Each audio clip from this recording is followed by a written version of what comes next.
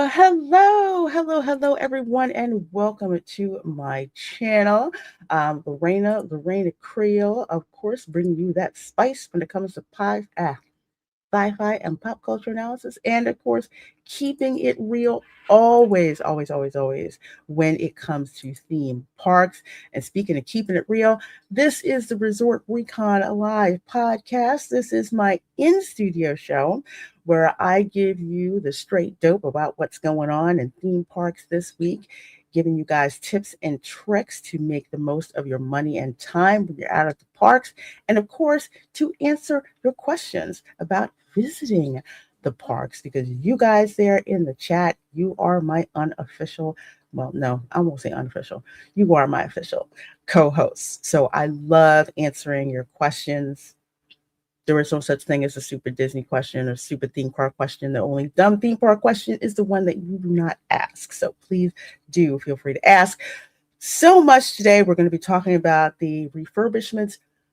Most importantly, Big Thunder Mountain at Walt Disney World in the Magic Kingdom, and have got some very good news that some families will be very happy to hear about that.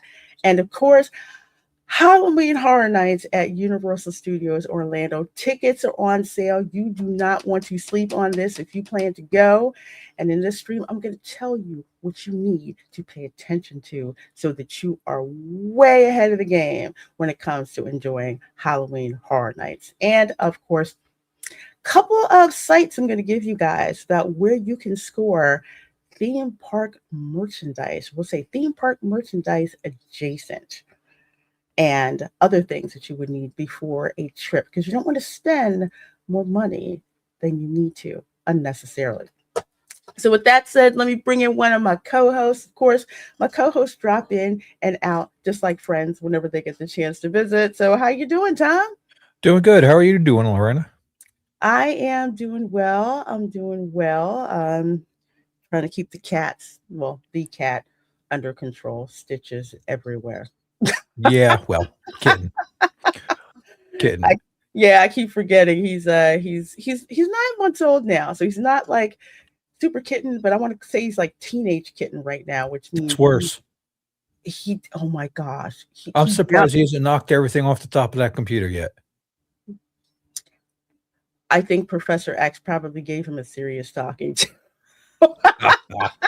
He was sniffing the fans earlier. He's going around, he's sniffing the fans. He likes to sit on Yoshi, sniff the fans, but now what he does is run up and down the hall, literally jump up, hit the wall 3 feet, and then go back on the floor.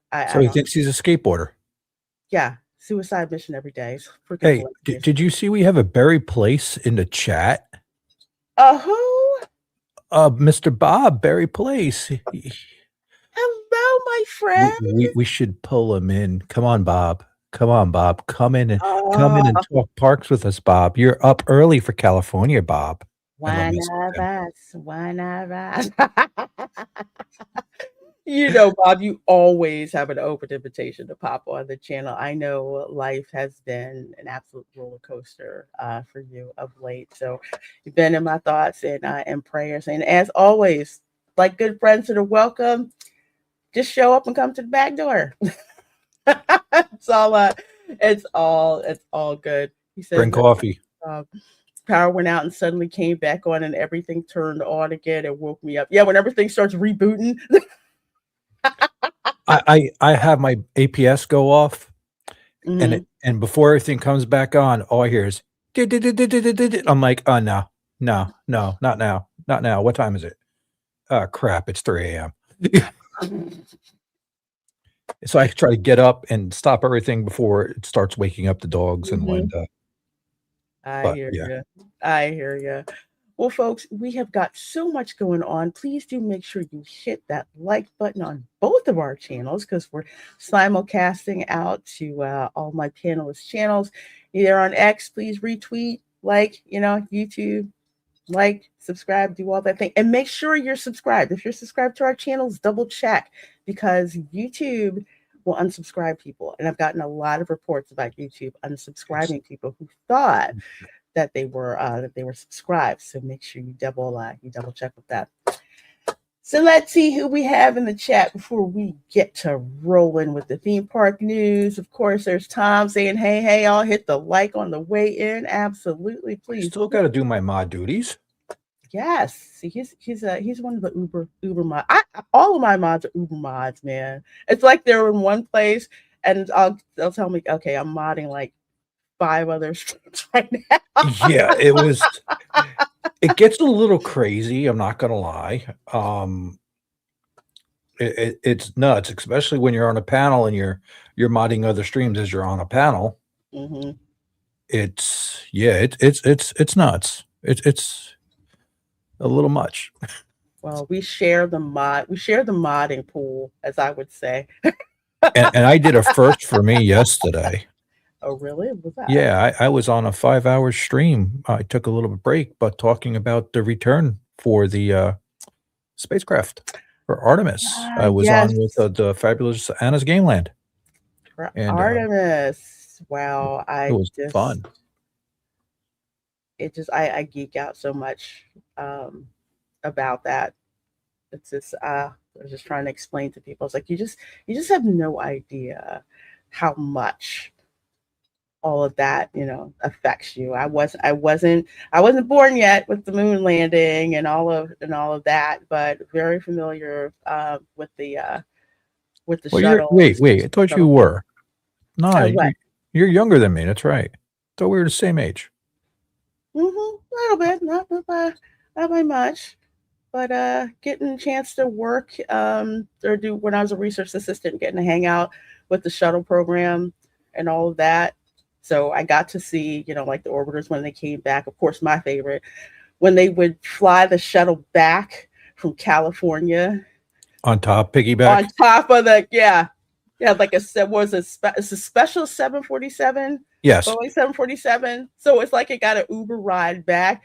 That was the wildest freaking thing. And when you get to see it come down on the SLS. Yes. Okay, that's shuttle landing strip for people. Yes. Basically, it's their own airport. It is a really cool, and it was okay. I could just say I used to work there. All right, the hell with it. Yeah, we both did. Yeah, and it's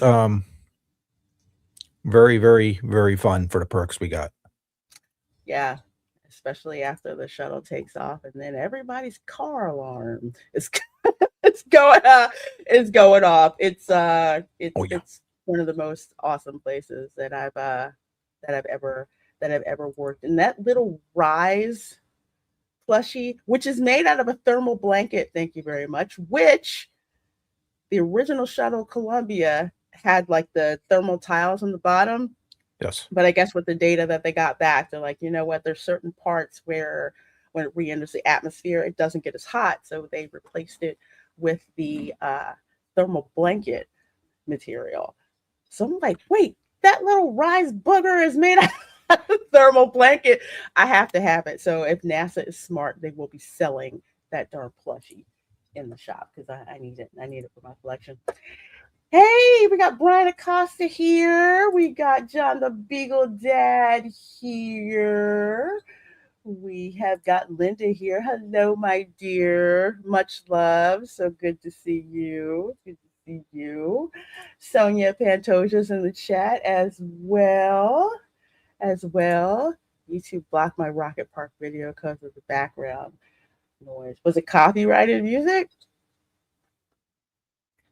Sometimes you have to double check, and then sometimes YouTube screws up. So you're talking to Rocket Garden then? He's talking to Rocket Garden, and they do pipe in different music. Yeah. John, were you talking to Rocket Garden? That you probably was a Rocket Garden, where they're blasting all the, all the inspirational music that'll come through. Yeah. Dude, yeah, they will. Just go back through and scrub the music out of it. Put it into a DAW and take the music out of it. Yeah. And put your own backing music in there and talk over it. That's why when I'm out at the parks, we're somewhere where there's a bunch of different music, I keep talking a lot more to try to cover up the track so it doesn't get copyrighted. Well, hopefully with this thing that just happened in the courts, YouTube's going to stop being so deliberate with this. one of my uncles on my mom's side of the family did some work on one of the teams for the Artemis rocket. Oh, Nice. nice, Jared Markham. I know a lot of people still out there. I'm still in contact with a lot of people, and yeah, it's been interesting. Yeah, Artemis. I tell you, the rockets. They're like, why do they need a rocket? Because you need it to get out of Earth's Or atmosphere. orbit. That's why you have to. All that the same. Think of like when when the crew compartment comes back and they have to hit the atmosphere and it heats up to like what 4,000 degrees Fahrenheit because of the Earth's gravity pulling it in. You have to have all of that darn rocket power to escape Earth's gravity. Oh yeah, and that's why they're talking about doing the moon base because it's going to allow us to go further without using as much just to get off the Earth. Yes. So yes, think about it as a space forward operating base. Yep. So to speak. I can't tell you how many physics problems I've had to do that. Well, you had to if you were an engineer did with like rockets and to escape I Earth's can't. I'm orbit, still not going to disclose what I was actually doing trajectory, there, but all oh, I that know. stuff. It's crazy. I'm just like, wait a minute. It takes that much power. Damn, okay. Something else. Well, folks, we're gonna roll on with our theme park news. Of course, we've got to do a show about visiting Space Coast and visiting You know what? Why don't you NASA. come over? Why don't we both hit it and get that would be a good live stream type thing. Go in through there, do that, or just even get it and make a show out of it. I think that would be an awesome idea. There's And so many there's a things over time there that coming I up. haven't been in a while. We might be able to get the experience of my granddaughter visiting Ah, that at the same time. That's nice. an idea. That's definitely an idea. If you want to rewatch Apollo 13, I hear you, kiss my grits. Then she can hear me talk about the space toilet. Yeah. Like one of the engineers says, yeah, that's $18 million right there, built by the lowest bid. Okay, I'm not going to go into the contract stuff. Yeah. I'm like, what? And then I'm like, oh, okay. That's like my favorite thing to talk about, the space toilet. My nieces and nephews think it's hilarious when I talk about the space toilet. Yep, it's a vacuum cleaner hooked up to your butt. Basically. Anyway. Okay, did they put a new thing up to stop the birds from getting their hair? Well, yes, but for some Crows are too smart for who that shit. get, Pardon me. well, especially Florida crows are just like, oh, what challenge accepted anyway. This is for the crows over in Japan. So for folks who did not know, okay, the crows were over there. This is at Tokyo Disneyland. Okay, so the Rapunzel animatronic, the crows basically decided, it's time to get some nice nesting material. That thing isn't a real person. So we can just take her hair. You know, I really wish we had footage of them beforehand, like checking it out, doing a reconnaissance. Because they did. Oh, of course. That's what they do. They'll watch you. They're watching it. It's like that keeps moving the same exact way. That's why the crows in like the Target parking lot are so freaking gangster, because they know when people are going to be there with food and dropping stuff, especially when you have kids, they watch you. Some of them will even wait on your car and look at you like, yeah. So do the egrets, the little bastards. Yeah, they are. The egrets are the worst. They'll fly out in the middle of traffic and land. Don't care. I still wish I had video of the seagull taking Linda's Chick-fil-A sandwich from her inside the car with just the window cracked for air. I wish I had a video for that. They're the freaking worst. Freaking sky demons. Birds are smarter than you think, people. Yeah. They actually might be smarter than some Hollywood producers, but I didn't say that.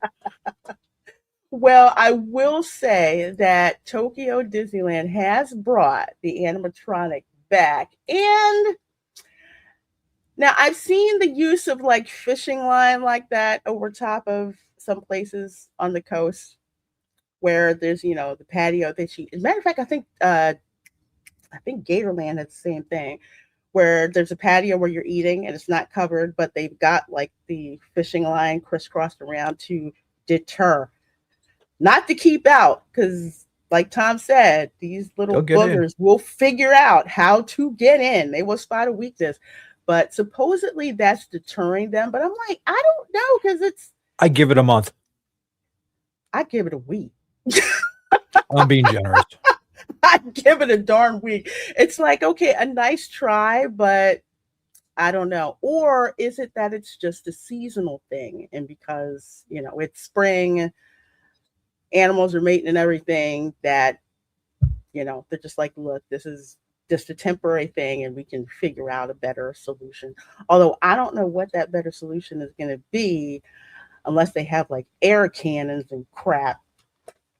Or raptor birds to come around, I guess. Well, that may happen. Man, I'm dark.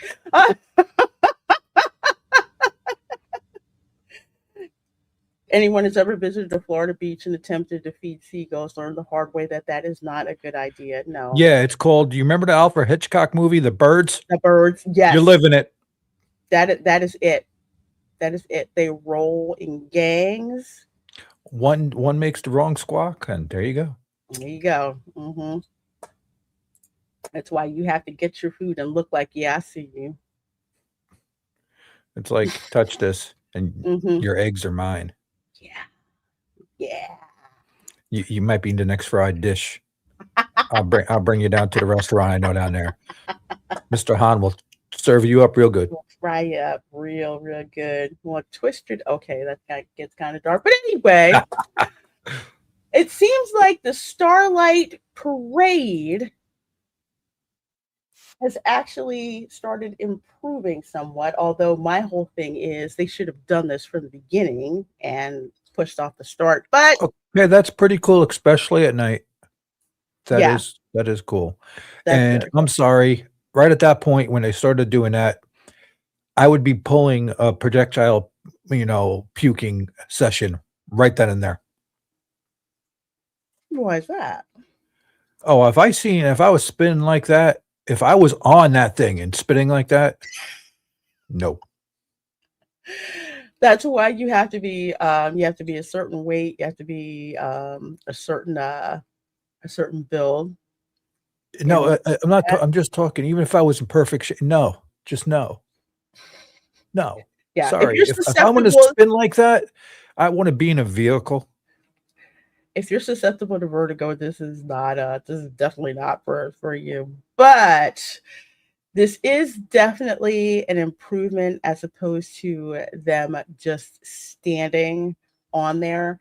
And they probably do this for a little bit and then come down and recenter for a couple of minutes and then go back and do it. It's kind of like with the Festival of Fantasy Parade, if you've ever seen it, the section where from Frozen, where they have Sven and the other ones are on like I guess I forgot what they call them, but they swing in and out. And they don't always do that at every single point of the parade. It's kind of like they do it for one segment of the parade and then it kind of like stops and they do it for another, at least from what I've observed. But the whole thing I'll say for this is just like, you know what? I know why they didn't do all these improvements in the beginning, because they wanted to get this parade out and on the balance sheet and into the parks to get people to see it. Because remember when I was there for the first time they did the performance, and we were just kind of like, I do like this footage where they're in front of the castle. I will say that. Yeah. That is really, really cool. So you can see it there. But this is in the let's see. Yeah. That's the mosh pit. Yep. Okay, well, around the mosh pit. We'll just put it, let's say, the show facing from the mosh pit. I think the mosh pit's got way more. Yeah, the mosh pit is right in front of the castle. And I tell people, if you're in an ECV, you do not want to be in the mosh pit. I don't care how cool it looks. it is hell trying to get out. So you You don't. just gotta, if you got one of those chairs that you gotta have a secret cattle pusher deployment Mhm. button and have the cattle catcher just come down and then call it the people parter. Just lay on the horn and go. Well, I'm so but mean. I think this is around where the partner statue is in front of the castle. But either way, the lights look better. The lights did not look this bright before. Is this person's camera though? Is it adjusted? When I are you don't gonna go think see it? so.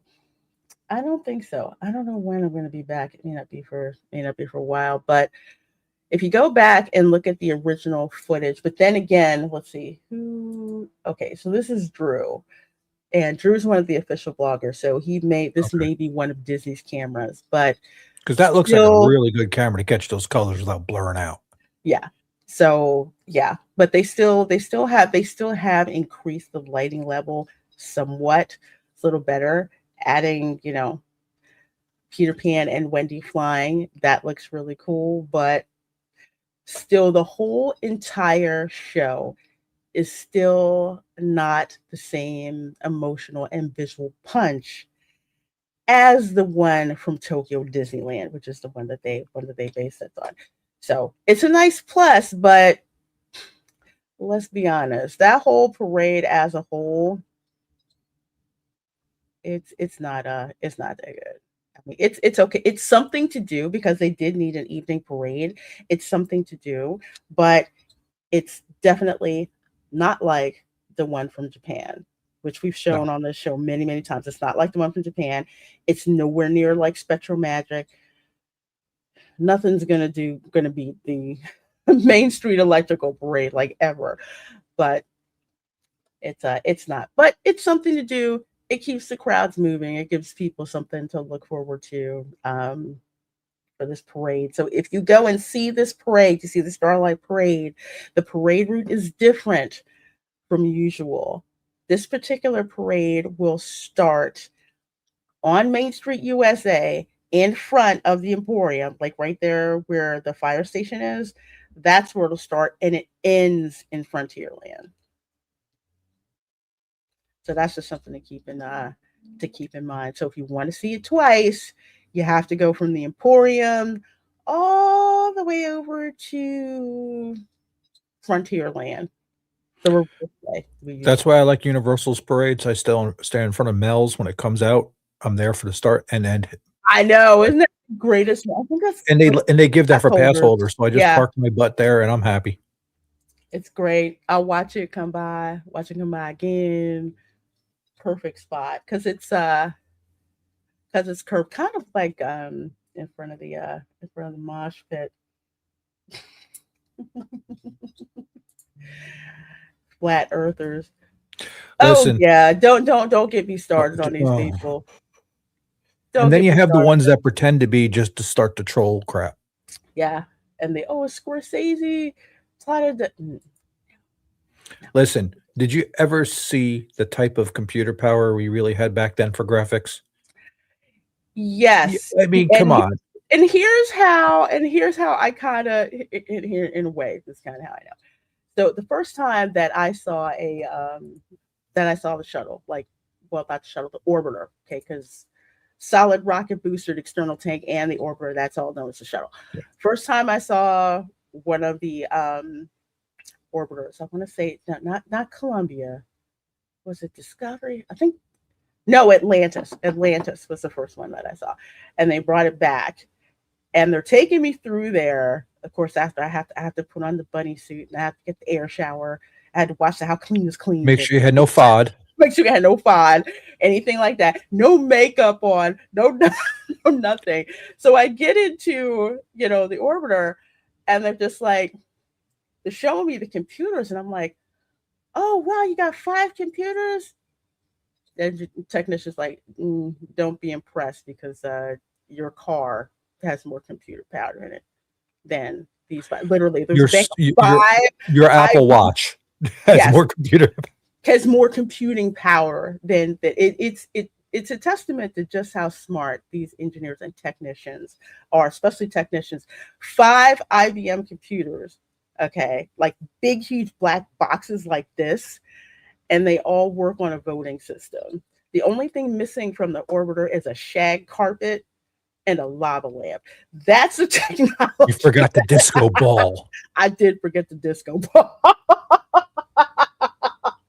I was like, they're like, yeah, that really did sap your expectations. And I'm like, yeah, I You thought it see was this like, cheap little thing? I thought, This could yeah, probably go better. yeah.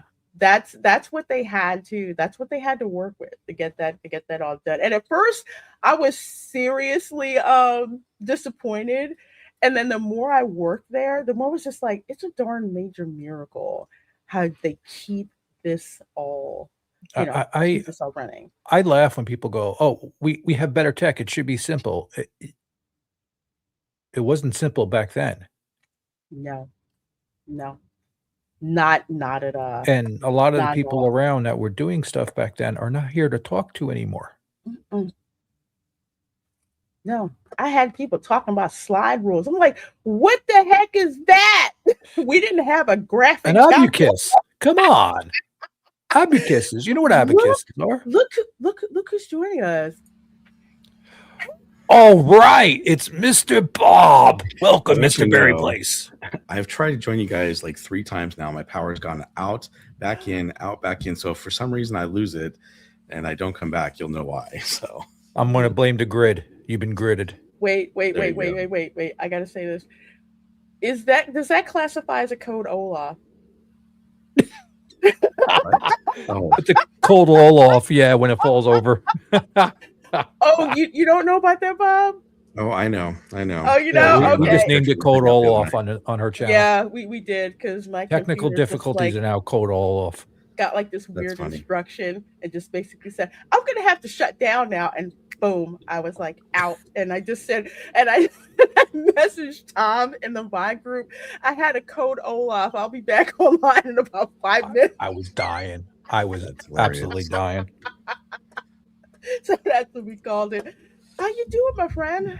I'm doing well, hanging in there. I I hear just started you. getting back into streaming last week since I've been taking a little hiatus. But Mm-hmm. so when the power came back on this morning, I'm like, wow, it's early. This is great. Then I was like, oh, it's like 9 o'clock. So I thought, well, I get up, and then the power's been going in and out, and I was trying to join, but I was like, oh, it's not gonna work, I guess. And then all of a sudden, it seems like it's back on. So anyhow, Cool. thank you for having me on. I know that you guys, I haven't been on in a while, and for those who don't know, unfortunately my father was in hospice and passed away, but I'm kind of getting back into things, and I just want to say thank you for the support, and also it's been a while since I've been on your show, Lorena. 'Cause it's been kind of crazy with life, dealing with everything, but thank you so much for having me on. Oh, you are more than welcome. More than welcome. So glad to have you. So Thank glad to you. have you on. Yeah, we're just looking at the updates to the Starlight Parade I love over it. at Disney World. Yeah, that's really cool. But could That's you way do that better than what it spinning, was Bob? before. What's Could you that? do that spinning? Is that sort of like, skydiving? That would be, Yeah, I would love it. I've done skydiving twice. Love it. all right, yeah. No, I'd be projectile vomiting everywhere. No. I Uh, would be crazy enough to do this. I really would. Both of you can do that. I'll just sit there and film it. I'm good. The only thing but crazier is Tinkerbell on the wire. That I would do because there's no spinning around. You just It's not zip the line height. off. It's spinning. It's just right off. Lorraine, had they planned this? Because I'm not over in Walt Disney World, even though I'm imagining I'm vacationing over here at Volcano Bay. But I um, see. did they actually have this planned originally? Because the way it was before was really kind of just, it was all right. They're just running around on the float. But this is amazing. I think what happened was when the parade was first announced, and I know I live streamed it the first night that they did the parade. You could tell that it was not ready for prime time. So for Uh, whatever executive decision, whether to push it on the books, whether to push people in the parks, I don't know, but it didn't look like it was done. A lot of the lighting was very, very, very, very dim. You notice like in the Halloween parade, like I know you guys have it like out at Disneyland, where like the skirts and everything are like really bright and lit up, Mhm. and you can see it with the Mhm. effects and everything. They did not have the same thing with the performers. It was like the lights were very, very dim. It's like you couldn't see them because it's at night. So one of the things that you want to see is the outlines of the outfits and everything. And they didn't really have it.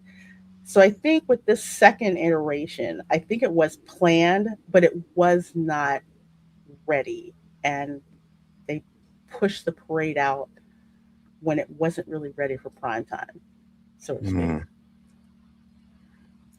So I Well, think, glad they're finally doing it.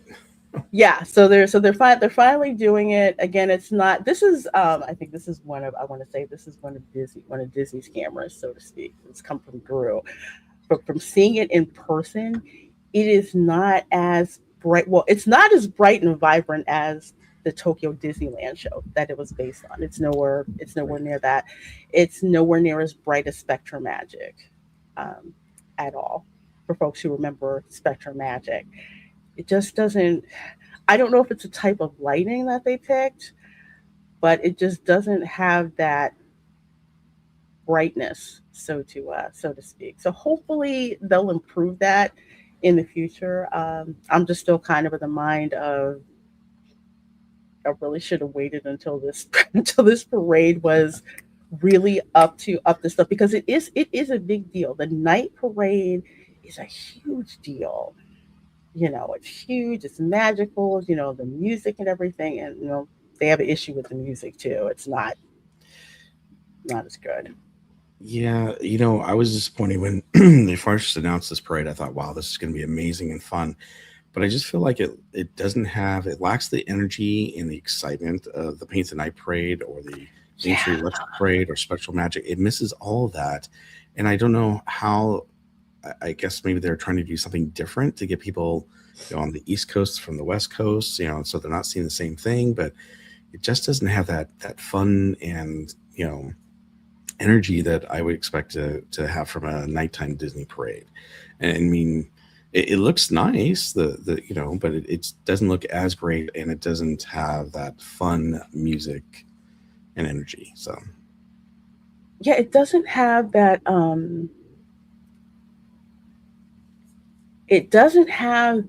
emotional pull. Like when you would see, like, okay, back in the day, go to Wayback Machine, the Main Street Electrical Parade, when the opening would start with that, I used to lose my freaking mind because you knew what was coming with the music, especially the music, with how the music was. I think the music was a big part of it because the parade would follow the tempo and the different parts of the musical core score. Spectrum Magic, the same thing. And but this, it's kind of like clips, and there isn't a cohesive musical vision, so to speak. It's like they just took clips out, and it so could have been better. So hopefully they'll continue to work on this because we do need a night parade back, but we need a night parade that when you see it, it just gives you that magical feeling that you're, you know, not someplace that's ordinary, and to basically say, hey, this is why you paid all of this money to come, come to this park.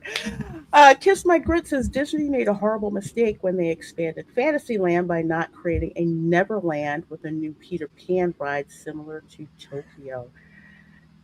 That is a very good point. I mean, I love Peter Pan's Flight. That's like one of my must dos when I would first go to the Disney parks, at least before Lightning Lane and all that other stuff.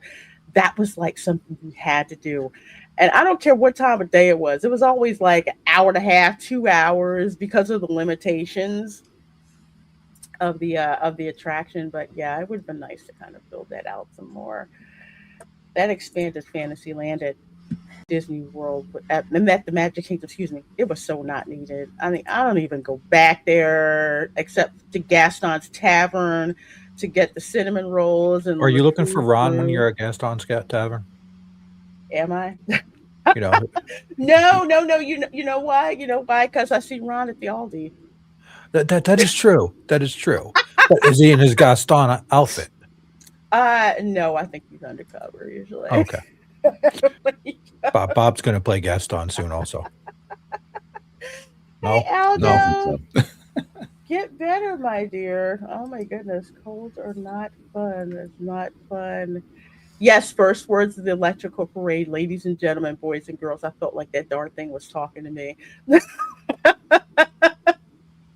And with the way that the way that the voice cadence was, there was just something about it that was so cool, so cool. Well, we're gonna move on from that to let's see. Oh my gosh, and this is Disneyland, so I'm gonna kind of lean. I'm glad Barry is here. This is we got a West Coast expert here. Mhm. yeah, yeah. I'm just gonna let this play here. So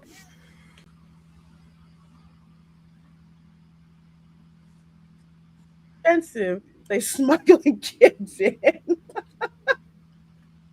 I mean, I laugh, but it's really, I can't believe how uncomfortable that child is. I Mommy, let mean, me out of the box. Please, let me out of the box. I just, So I had a stroller like that too, but it wasn't that big. So this is someone they're sneaking a kid in through the line. Is that? It Oh, looks that like a very young child, too. It's like it doesn't even look like he'd be aged to get charged a ticket to be that small. I think they're trying to even get around that. But And it, why? well. So I don't know that. So I had a stroller that was like that, and it had that screen where the kid, but it wasn't big enough. You could tell that there was only room for one child, and the child does kind of look big, but I don't know. I'd have to see the other side of the stroller to really, if there's another kid on top of them, then wow. But yeah, I know that's what I'm trying to figure out. So it's saying it's the happiest and one of the most expensive places on earth. And now determined parents seem to be deploying an astonishing new technique to smuggle their kids into Disneyland. So, a video yeah. taken by a Las Vegas blogger last Tuesday morning shows a kid stuffed in the back pocket of a stroller with the child's face smushed up against the back window as his parents stand in line. And that's what I'm trying to figure out. Is it, I don't know because my daughter would do the yeah, same thing as that kid's doing, and she I don't know. There's not much room for you to go from the front to the back like that. So, but regardless, I will tell you that Disneyland is expensive. I mean, my friends would definitely try to take their kids if they were 3 years old going to four. They would definitely try to. Now the kid looks a little bit older now that they've zoomed in, but I'd really have to see the front. But you don't know. You could, I'm not going to speculate, but I do have friends that would go, oh, well, my kid's almost four now, but I'm getting them in because they look younger, like three, and that happens all the time. But when Disney cast members start, looking at you, and I've had my friends say, oh, they didn't think my kid was three, or they thought my kid was older, and they kind of questioned it, and so maybe I can't do that anymore. But it's super expensive. I got to be honest with you. I pay $1,900 for my annual pass, which is way more than what you guys pay over there in Florida, and mhm. it's ridiculous. They block you out, and they don't, um, you know, they have all these things you have to make reservations to go in. There's so many restrictions. It's like why? So So people will find any way to get, so that's two in a cheap grand place. almost. Yes. 2K, and they give you And I have to blackout block dates. out 11 dates out of the year, and if I can't make a reservation, I consider that being blocked out too. And So I have a question, Bob. How much is your SeaWorld pass out there, the one you got? well, I got mine during COVID, and I think mine's a monthly pass, and I pay like I don't know. I think I pay like $15 a month or something like that. And that's a platinum pass, by the way. Yeah, that's because I had the platinum also to everything. That's so. And do you have a universal pass? I don't. Okay. I'm just But wondering. it's still cheaper. So, well, how about Knott's Berry Farm? Knott's Berry Farm's right next to me too. I Yeah. pay, I think, for the preferred pass that they have. No, I'm not calling it the right name. It's not platinum either, but that one goes for like $260 for a whole year. And by the way, that gets you into all the Six Flags parks in the United States. It gets you into the VIP area for Knott's Berry Farm. It gets you parking. It gets you no blockout dates. It gets you all that. So it's pretty amazing. That's absolutely insane. Ooh. It's insane. Especially that much money to have to do the reservations, which is a shall issue pass, a shall use pass to me. Mhm. That drives me nuts. I think that's the biggest downfall. Okay, you're charging $1,900. Fine. Make it unlimited for that amount of money. You know, you can go whenever, it doesn't matter. As long as the park's open, you can go. True.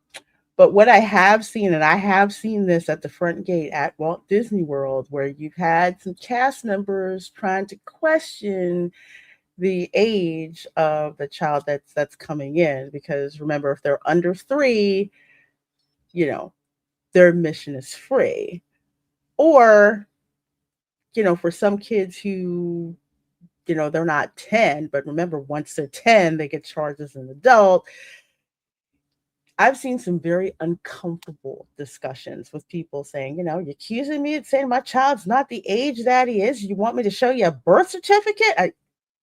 It's a very touchy thing, and I don't feel. What's the I feel difference for the between cast members. the kids price ticket and the adult price ticket? I want to say probably like an extra 50%, most likely. I just remember it is very, very sizable. Well, first of all, if the kids are under 3, you don't have to pay for them for admission, and you don't have to pay unless you buy, they can eat like off of parents' plate. But when the kid goes from like say 9 to 10, from what I remember last time when I would take Camera Girl, I think it was about a jump of like 50%. It is not a small amount. They are charging you like an adult, and that can make or break your trip depending on what happens. That's why some people try to go before their kids turn 10. And even if the kid turns 10 while they're in by the time they arrive, they're charged by what age they are when the reservation is made. Because I had that happen too, where my kid was like 9, and then by the time we got on our trip, she was 10, and there was some kind of weird freaking thing that they had to do with it. It's at least, yes, it's $50 to $75 difference. It is not it's not a small thing. Just too much rigmarole. It's a lot. Why they count 10 as being adult, I think it's stupid. I'd rather push that up to 12, but I'm not the bean counter making those kind of decisions. Technically, an adult should be 18 years old. Sorry. That's true, but that's how they get you. That's just that's how they get you. I don't even want to talk about the pain and suffering my poor travel agent had to go through because my daughter's age changed at a certain time. Then she had to go get on the phone with Disney to smooth things out either way. But yeah, it is expensive. It is very expensive, which is probably yet another reason why people get really touchy in the parks. Now, I will say this whole thing right here is a result of people not staying with their party. Okay. So if you're in line in an attraction, and I've seen this, where people are like, excuse me, I'm trying to catch up with such and such and so and so, that's effectively line cutting. You're there with a bunch of hot, tired, overcharged people, and you're effectively cutting the line. Now, the problem here is that this person put their hands on another person. which is not cool at all. But anyway, to go to this here, this is from WW News Today. 47-year-old United Kingdom man was arrested for battery after he was accused of shoving a teenage girl moving past him in line at Tiana's Bayou Adventure at Magic Kingdom. The 18-year-old victim from St. Cloud told law enforcement and had to call the Orange County Sheriff. She was trying to catch up with the rest of the party in her queue and passing people when she encountered Keith Newman.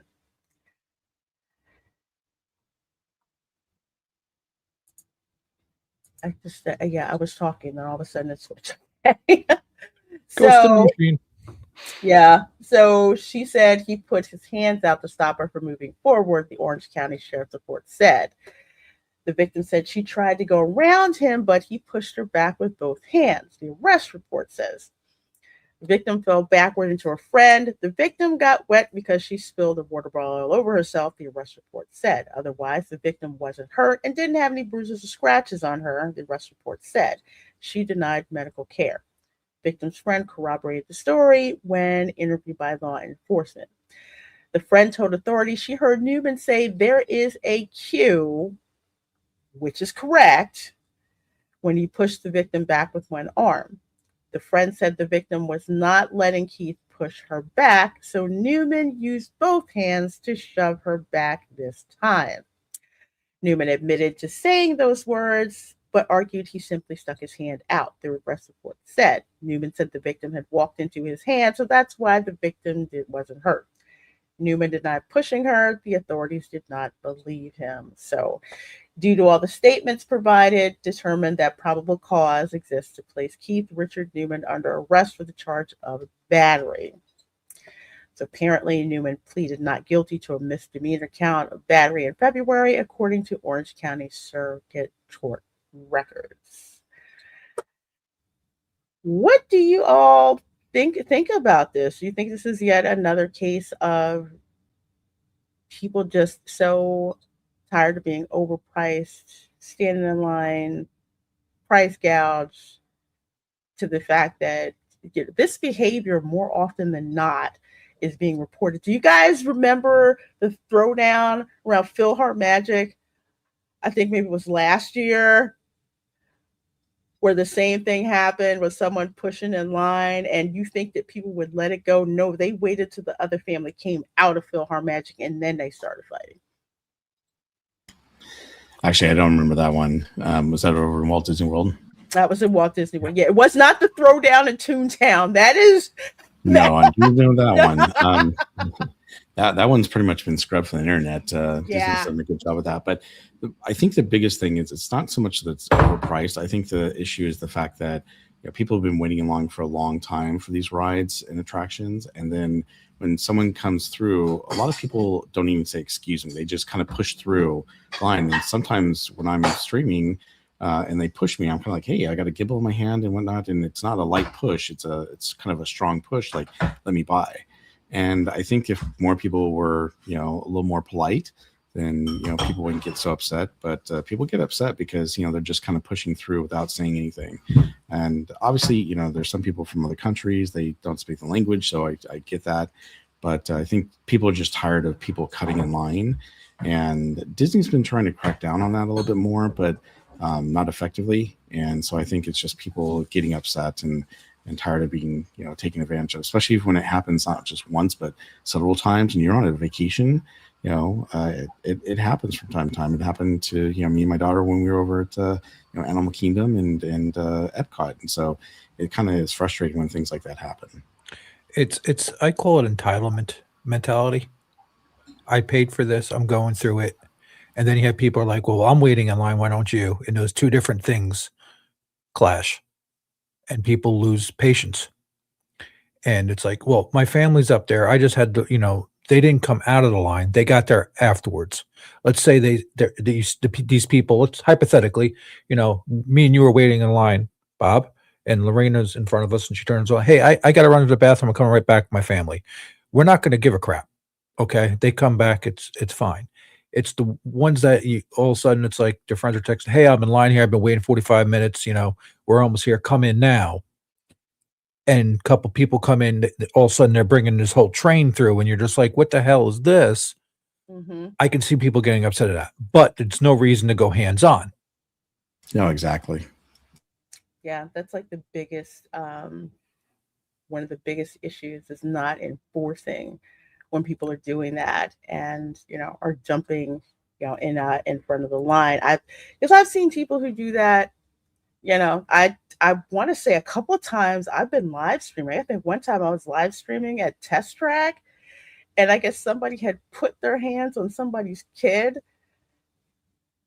and the mom came over and she just basically said, "You do not put your hands on my kid. I don't care who the heck you are."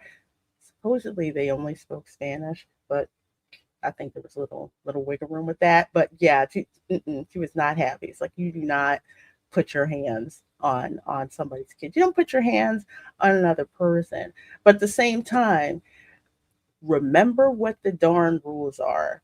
If your party is not with you, you need to wait until your party is with you before you get in line. Even when I'm live streaming, I will call people out for doing that.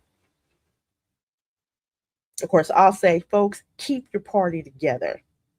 Like, I won't say, hey, you cut the line, but I'll say, when I say that, you know exactly what I mean. I'm like, keep your party together. And sometimes people will see me give them the stink eye, and they're like, okay, maybe I should, I should go in line to do that. But yeah, it was more civilized.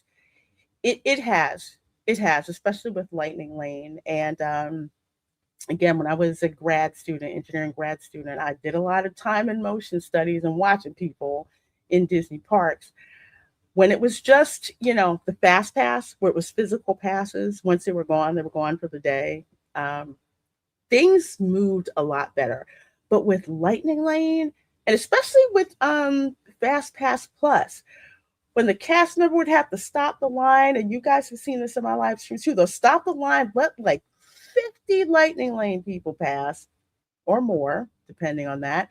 And then they feed in the standby line. Which one was it? It was on the Jungle Cruise, where they literally had to get on the PA and tell people, we're sorry, due to capacity issues, your wait may be longer than posted, because people were getting pissed. I think that was also the same one where they had to call Skipper Chad to come to the dock. I've never heard that. I have never heard announcements about certain skippers to get back to the deck, but they were probably like, you know what? I don't want to freaking deal with people today. Hey, Izzo. Yeah, it's it's gonna get worse in the summer. It really is. Unfortunately, it's gonna get worse in the summer. You have, just like Tom was saying, you have people who feel that they're entitled, that I paid this amount of money, and Disney nickels and dimes me. I'm just gonna do whatever, which is unfortunate, because it didn't used to be this way at all, unfortunately. But to get back to some good news about Disney, so Big Thunder Mountain Railroad reopening May the 3rd with a new track and a lower height requirement. So, Bob, that means you don't have to slouch no more. I didn't have to slouch the first time, but I'm excited for this. I said it that way on purpose because you might be too tall. The height requirement. I've only been on Big Thunder once, and that was several years ago, and the track was really, bumpy and rough, and so I'm glad to see that they're repairing it and they're fixing it. I was kind of surprised that the height requirement was lowered, but then maybe they reevaluated the ride and decided they didn't need to have, kids 42 inches and it's just 38. But I think it's awesome, and it means more kids can ride the attraction. So. Yeah, that's what I'm thinking, because it was, I think I forgot, I think I've told this story before. So I love Big Thunder Mountain Railroad. It was like riding in the back of a school bus, because you hit every bump and you're like airborne. This ride was absolutely nuts. Of course, my father gets in the line, doesn't pay attention to any of the announcements, and then gets mad when he gets off and he's just like, we got on and it said it's the wildest ride in America. I'm like, well, didn't you read the sign? All the signs? Did you not? Did you not read it? I just thought it was hilarious. So I love this. It's rough in the beginning. So I think I agree with Bob. I think especially with lowering the height requirement, they're probably not getting bumped up so high. The tracks are probably smoother. I know I've captured some of the refurbishments that they've been doing. So if the track is smoother and maybe they have better restraints, that they can lower the height requirement. And it's yet again another attraction that families, all the family members can kind of enjoy together. Who meet the high requirement. So I think that's a very good idea. Let's see what they've lowered it to. This is from WGW Magic. Let's see, height requirement dropped to 38 inches, down from the previous 40-inch minimum. That's what Bob was saying. Comprehensive safety, That's blah not that big of blah. a drop. It's not, but here's the thing. The same height requirement as the other one, Slinky Dog Dash at Hollywood Studios. So here's Kids. so I'm putting my engineer hat on. What this basically means is that now you have an additional ride that can kind of take the load off the other attractions that are less than 40-inch height requirement. So that'll be good. But also Slinky Dog Dash, again, that's a smoother coaster. That's Bob, do you guys have Slinky Dog Dash at Disneyland? No. I forget. No, we don't have anything like that, unfortunately. I forget. Oh, Kiss so My Grits. we're gonna have to go on that, Bob, when you come here. Oh, I've been on it before, actually. With okay. Ariel. So, but Kiss My Grits put supposedly they slowed down the coaster is why they lower the height requirement. Is that true? Because I didn't hear that. I don't think so. What? Because if they did that, then yeah, I would not be happy about that. Oh, I would not be happy. Rainbow Caverns. Okay, well, I did want that one. Man, if they slow, I will not be happy with that. If they've slowed it down to like say the Slinky Dog Dash, that is a Mack Rides coaster. That is it's a family coaster on purpose. It's not as fast, but it's not really supposed to be. Again, smoother track, definitely a smoother track, double launch coaster. So the excitement is, backing up like a spring, and then let it go. Just does it twice. But man, they slow down Big Thunder Mountain. Big Thunder Mountain Railroad is supposed to be a runaway mine train. I don't think a height requirement would make it have to slow down. That doesn't. You're talking what? Not even 2-3 inches. That's. Well, it's the other way. If they slowed it down on purpose, to drop the height requirement, then that would make sense. I don't know. That would make sense if it's faster. It's simple, Lorena. Next time you go there, go ride it. Well, that's true. They'll answer the question. They'll let us know. Or Bob, get on a plane. Let's go. That's true. I would say with regards to I can see the equations in my head, so to speak. Okay, I can see the engineer equations in my head. The taller you are, the more you're able to absorb it. If the ride is faster and the forces, the shorter you are, hit you a lot harder. So that's kind of that works. But the fact that they made, not the fact, we'll say the speculation that they made that decision in order to make Big Thunder Mountain more family friendly. With that, not good. Hey, how you doing? Bigfoot Entertainment. Haven't seen you in a while, my friend. I hope life is treating you well. So good to see you. Lorena, I have an idea. What's that? You're taller than my wife. both of you go on a ride and see which one tells you it feels faster. She gonna kill me. Kiss My Grit says, let's see, what did she say? She says, a few influencers posted on X some footage of them testing the ride, and they noticed it's significantly slower. Testing's not it being live, though. Yeah, which that is true. And here's the reason why I bring that up. Remember last week I showed you guys footage of the testing that they were doing for Stardust Racers. Yeah, it was not going at full speed because they have to slow things down to check certain things. So of course it's not, going at full speed. So that when you're testing things, you're not exactly running things at top speed for certain reasons. But we'll see if they slow I got an astounding down. nope from Linda. You don't want to go on it with me? She don't like coasters. Oh, okay.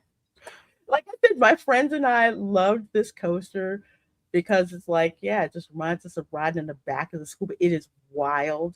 It is crazy. It will throw you all over the place. I was so there for it. I mean, when they had Splash Mountain, it's like you went on Big Thunder Mountain and you went on Splash Mountain. It was just fun. But I get it, but at the same time, I don't get it. But we'll see. We'll see when it opens how if slowed down, how that's gonna work. Mad Hatter says, I love Buck Wild roller coaster. Yeah, me too.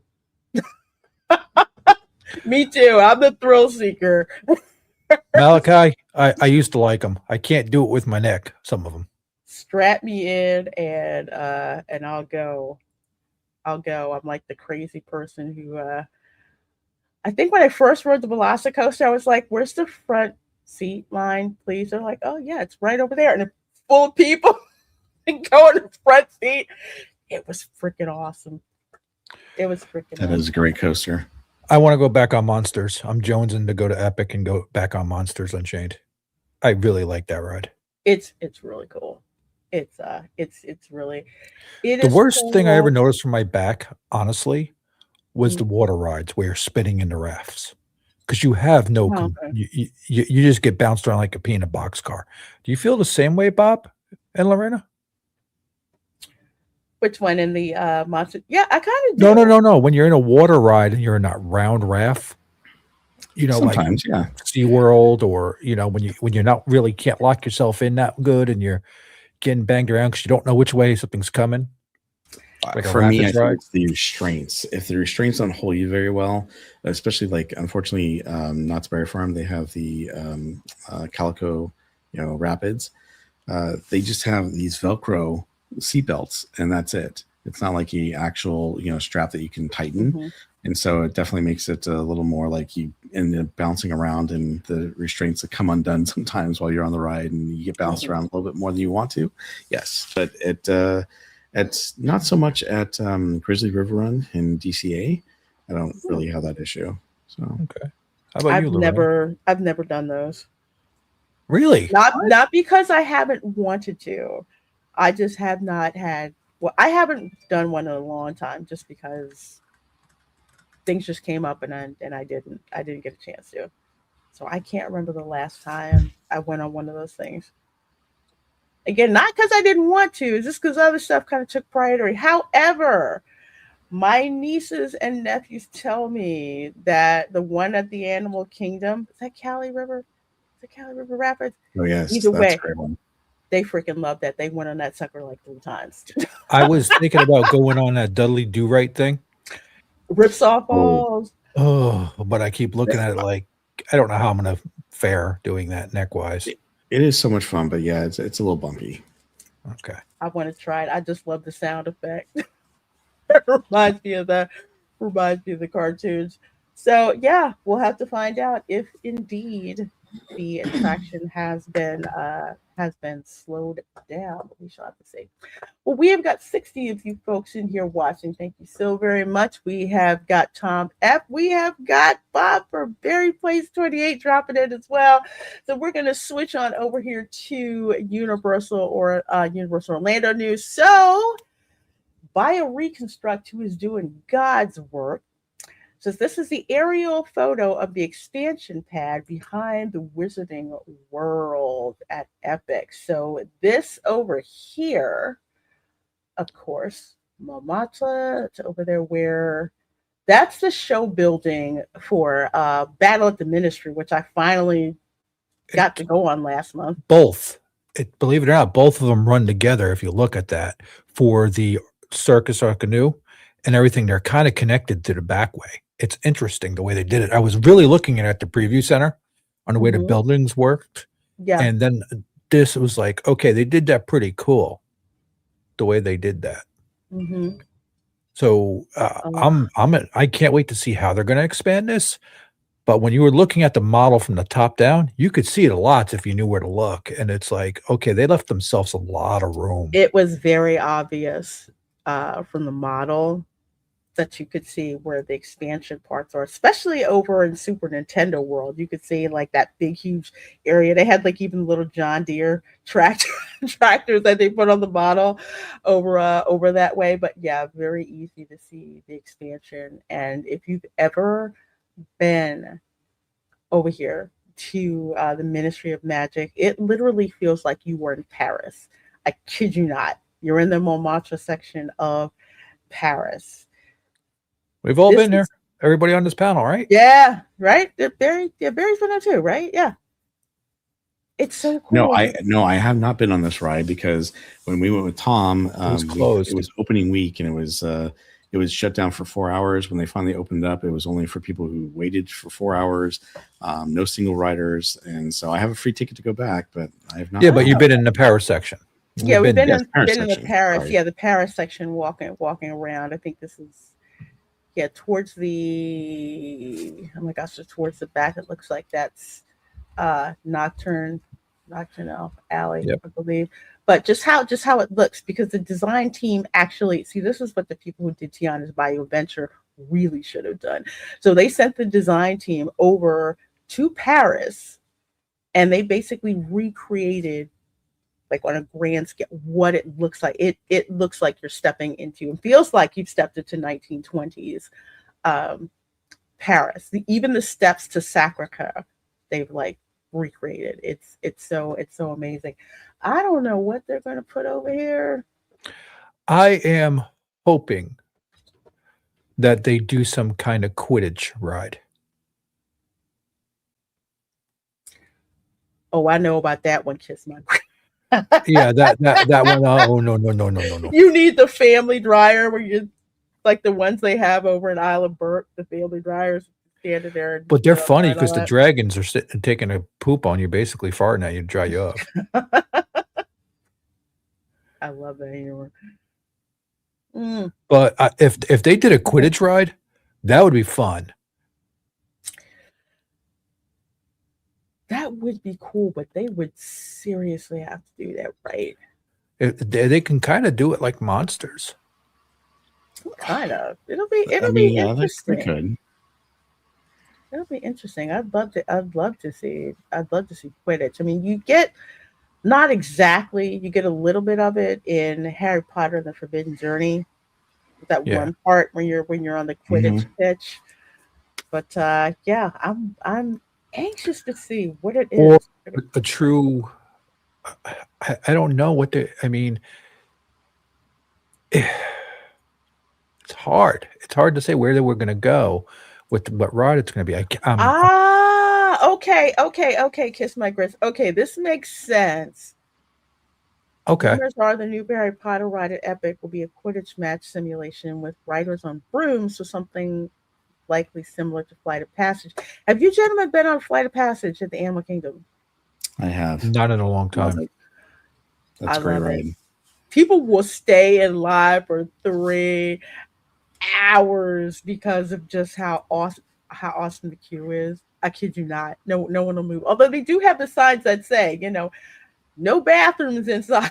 So you're well aware that there are no bathrooms, but that line is constantly long and people stay in it. And it is, again, old school Imagineering where the attraction starts the minute you walk into the queue. It is so freaking awesome.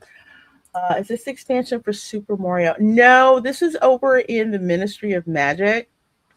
So over here, down here to the far left corner, bottom left corner, that is Stardust Racers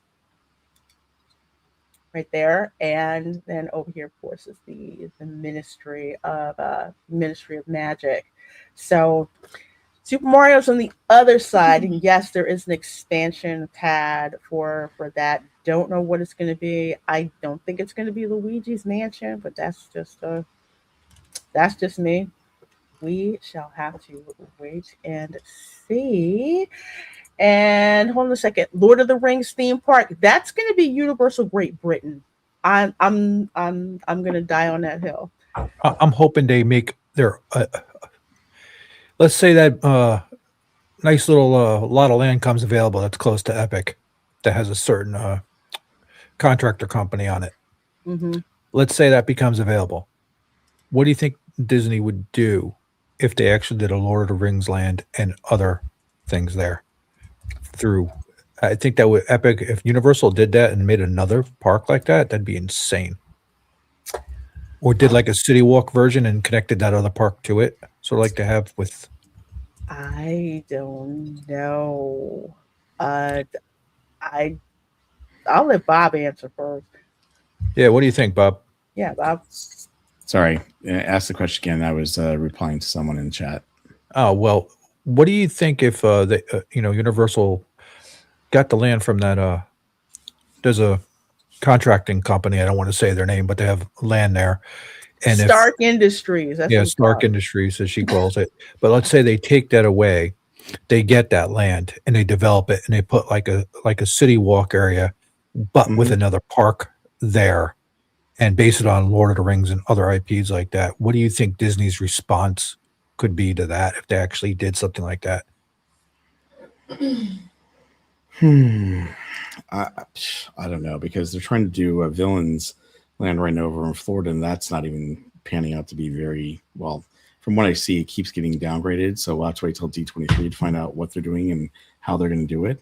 But I don't know. I don't know what they would add over there. They would have to add something really good to Paris. I don't know what they'd do. Not a right fan.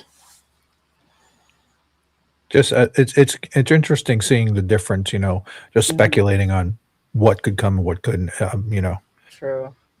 I still think that Lord of the Rings is going to be a Universal Studios Great Britain exclusive. I would go to the UK just to, I want an excuse to go to the UK. They put a Lord of the Rings park over there. Considering that's Tolkien's birthplace, I think that would fit absolutely freaking. Well, I think Universal definitely would do that, and they would definitely do the Lord of the Rings. I think it's a great idea for them to do that. But I don't know what Disney's response would be right offhand. But I do think that they should, because that would be an amazing theme park experience. Wouldn't it? Oh my gosh, you could hang out in Shire. I'd apply to work there. I totally get it. I would totally apply to work in a Lord of the Rings area. Steel Leg of History member for 47 months. My gosh, you guys are like the OG member crew.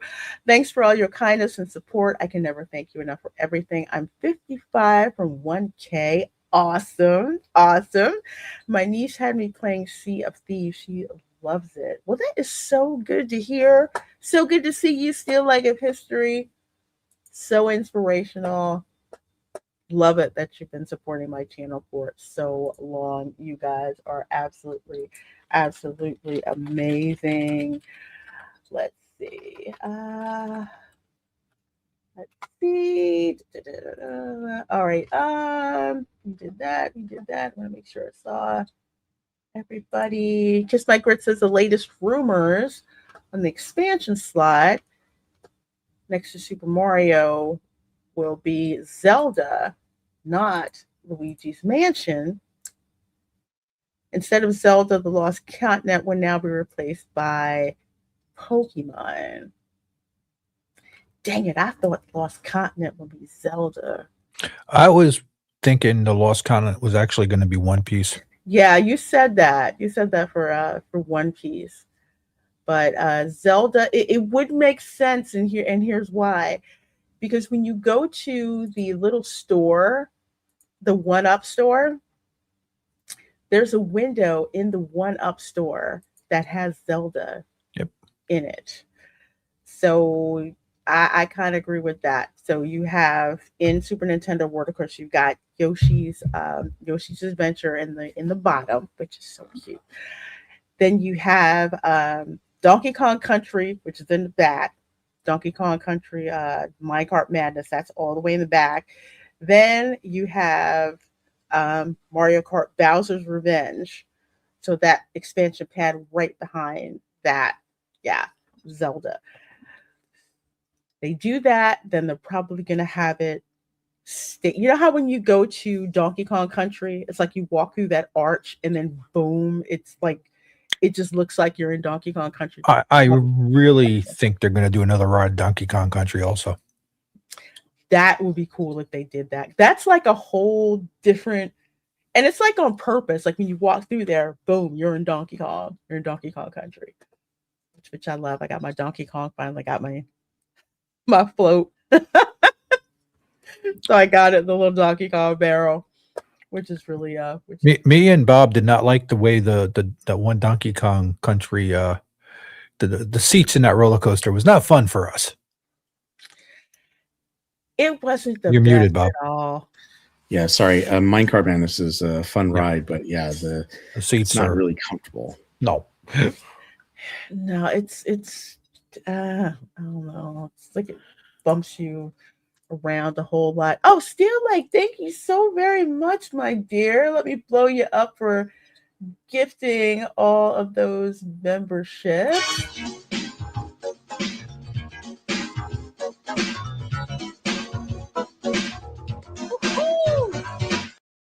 Thank you so much for gifting those 5 Lorena Creole memberships. I sure do appreciate it. If you got gifted a membership from Steel Like, please do tell him thank you so much. One of the big perks of membership is that you guys get to hang out in the Cosmic Room to watch the Watch Party film of the week. You get to watch it with full audio and a video along with myself and Retro Nerd Girl. So thank you so much. So much for being here. And thank you, Deft Cracker Gaming, for becoming a sponsor. Sure appreciate that. Based on what I was saying, it'll be Hilldale, Back to the Future, Jurassic World, James Bond stunt show. Oh, I'd love to see that.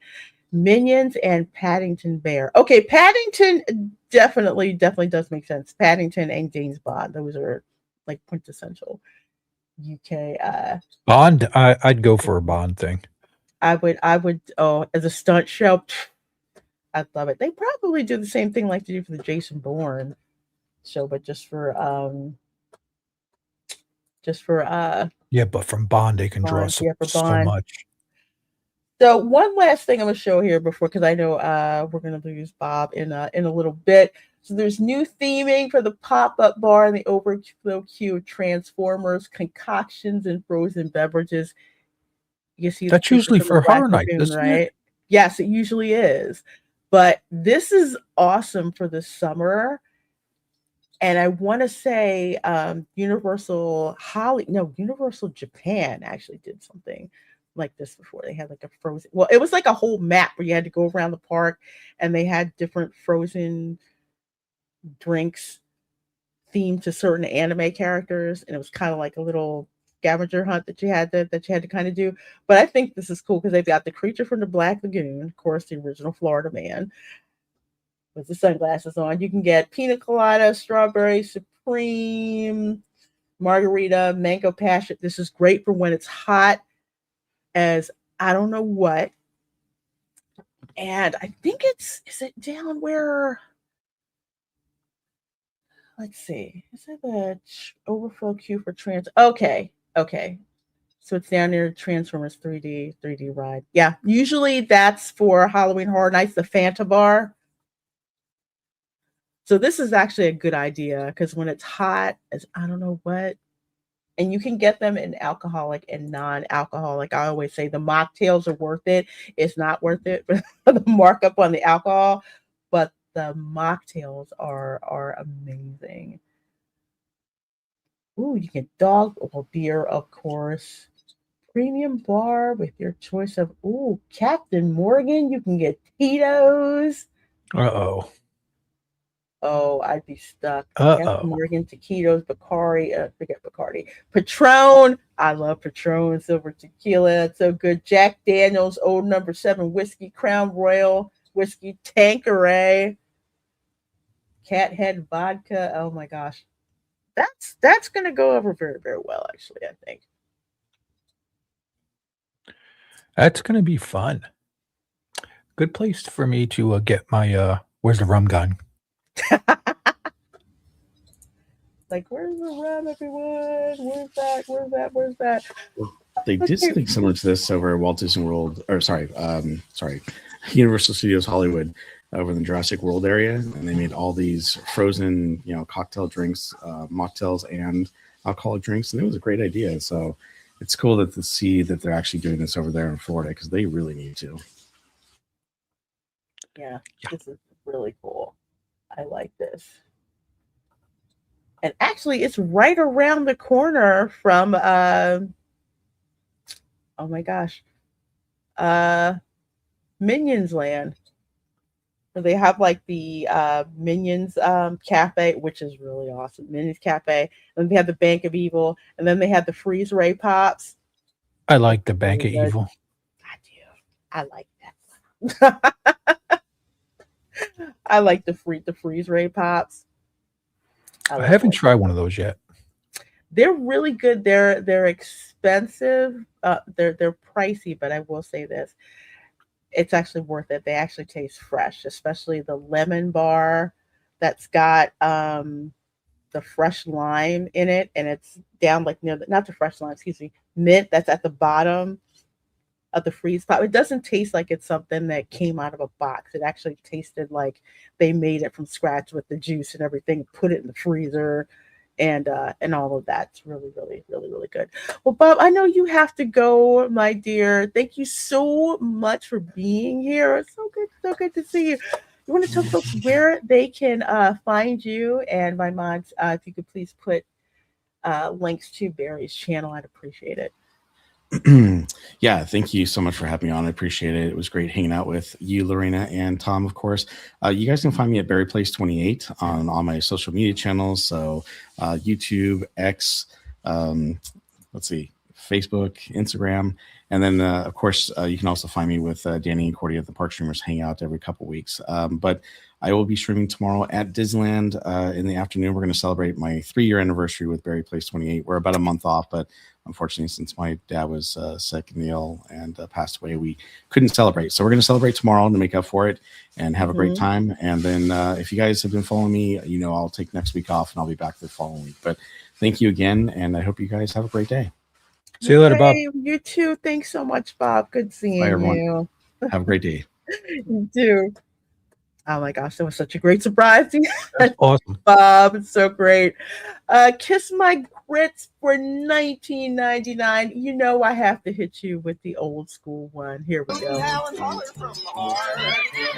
This is pathetic. Join in, folks. It's yodeling time. Here at Lester's. Elephant green screen effect. I will never let them forget that. Yeah. I will never let them forget what they did.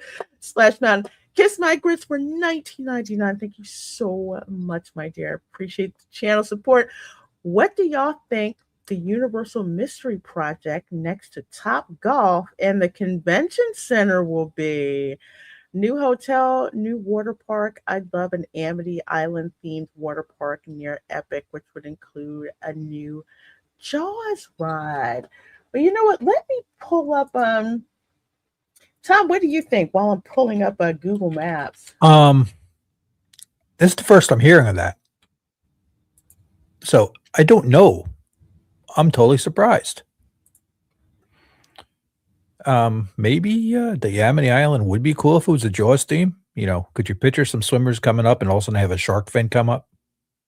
So you're saying next to Top Golf in the convention center. So let's see. Here's Top Golf. Okay, with the convention center over on the other side.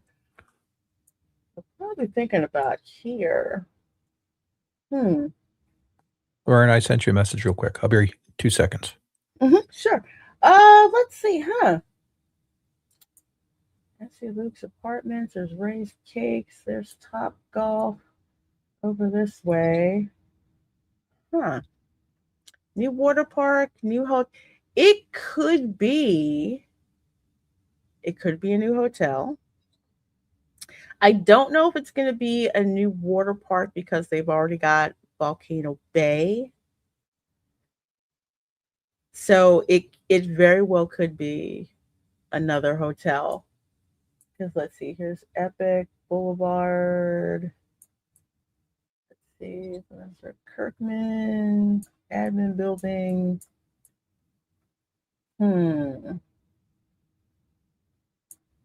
There's a parking, Epic Boulevard. There's Courtney, the Rosen.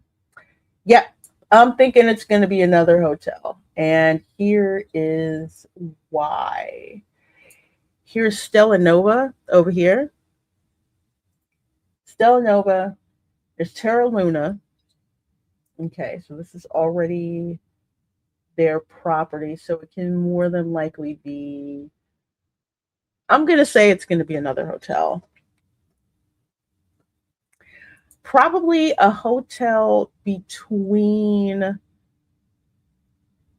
price-wise, I think it's going to be between what's being charged now for Stella Nova and Terra Luna and what's going to be priced for Helios, because Helios was, oh my gosh, their prices have gone up so much. I mean, I get it, but I tried to stay there for spring break and was just like, okay, it wasn't as bad as Disney prices. Okay, I'll put it that way. But considering I live so close, it was just not really worth it. So I skipped out on that. So if they're coming up with a hotel that I want to say is value plus, think of like Cabana Bay. So if they build a retro hotel, can you imagine if they built like a retro 80s hotel? That'd be awesome. That would be cool. Because Cabana Bay, first of all, Cabana Bay gets booked all the time.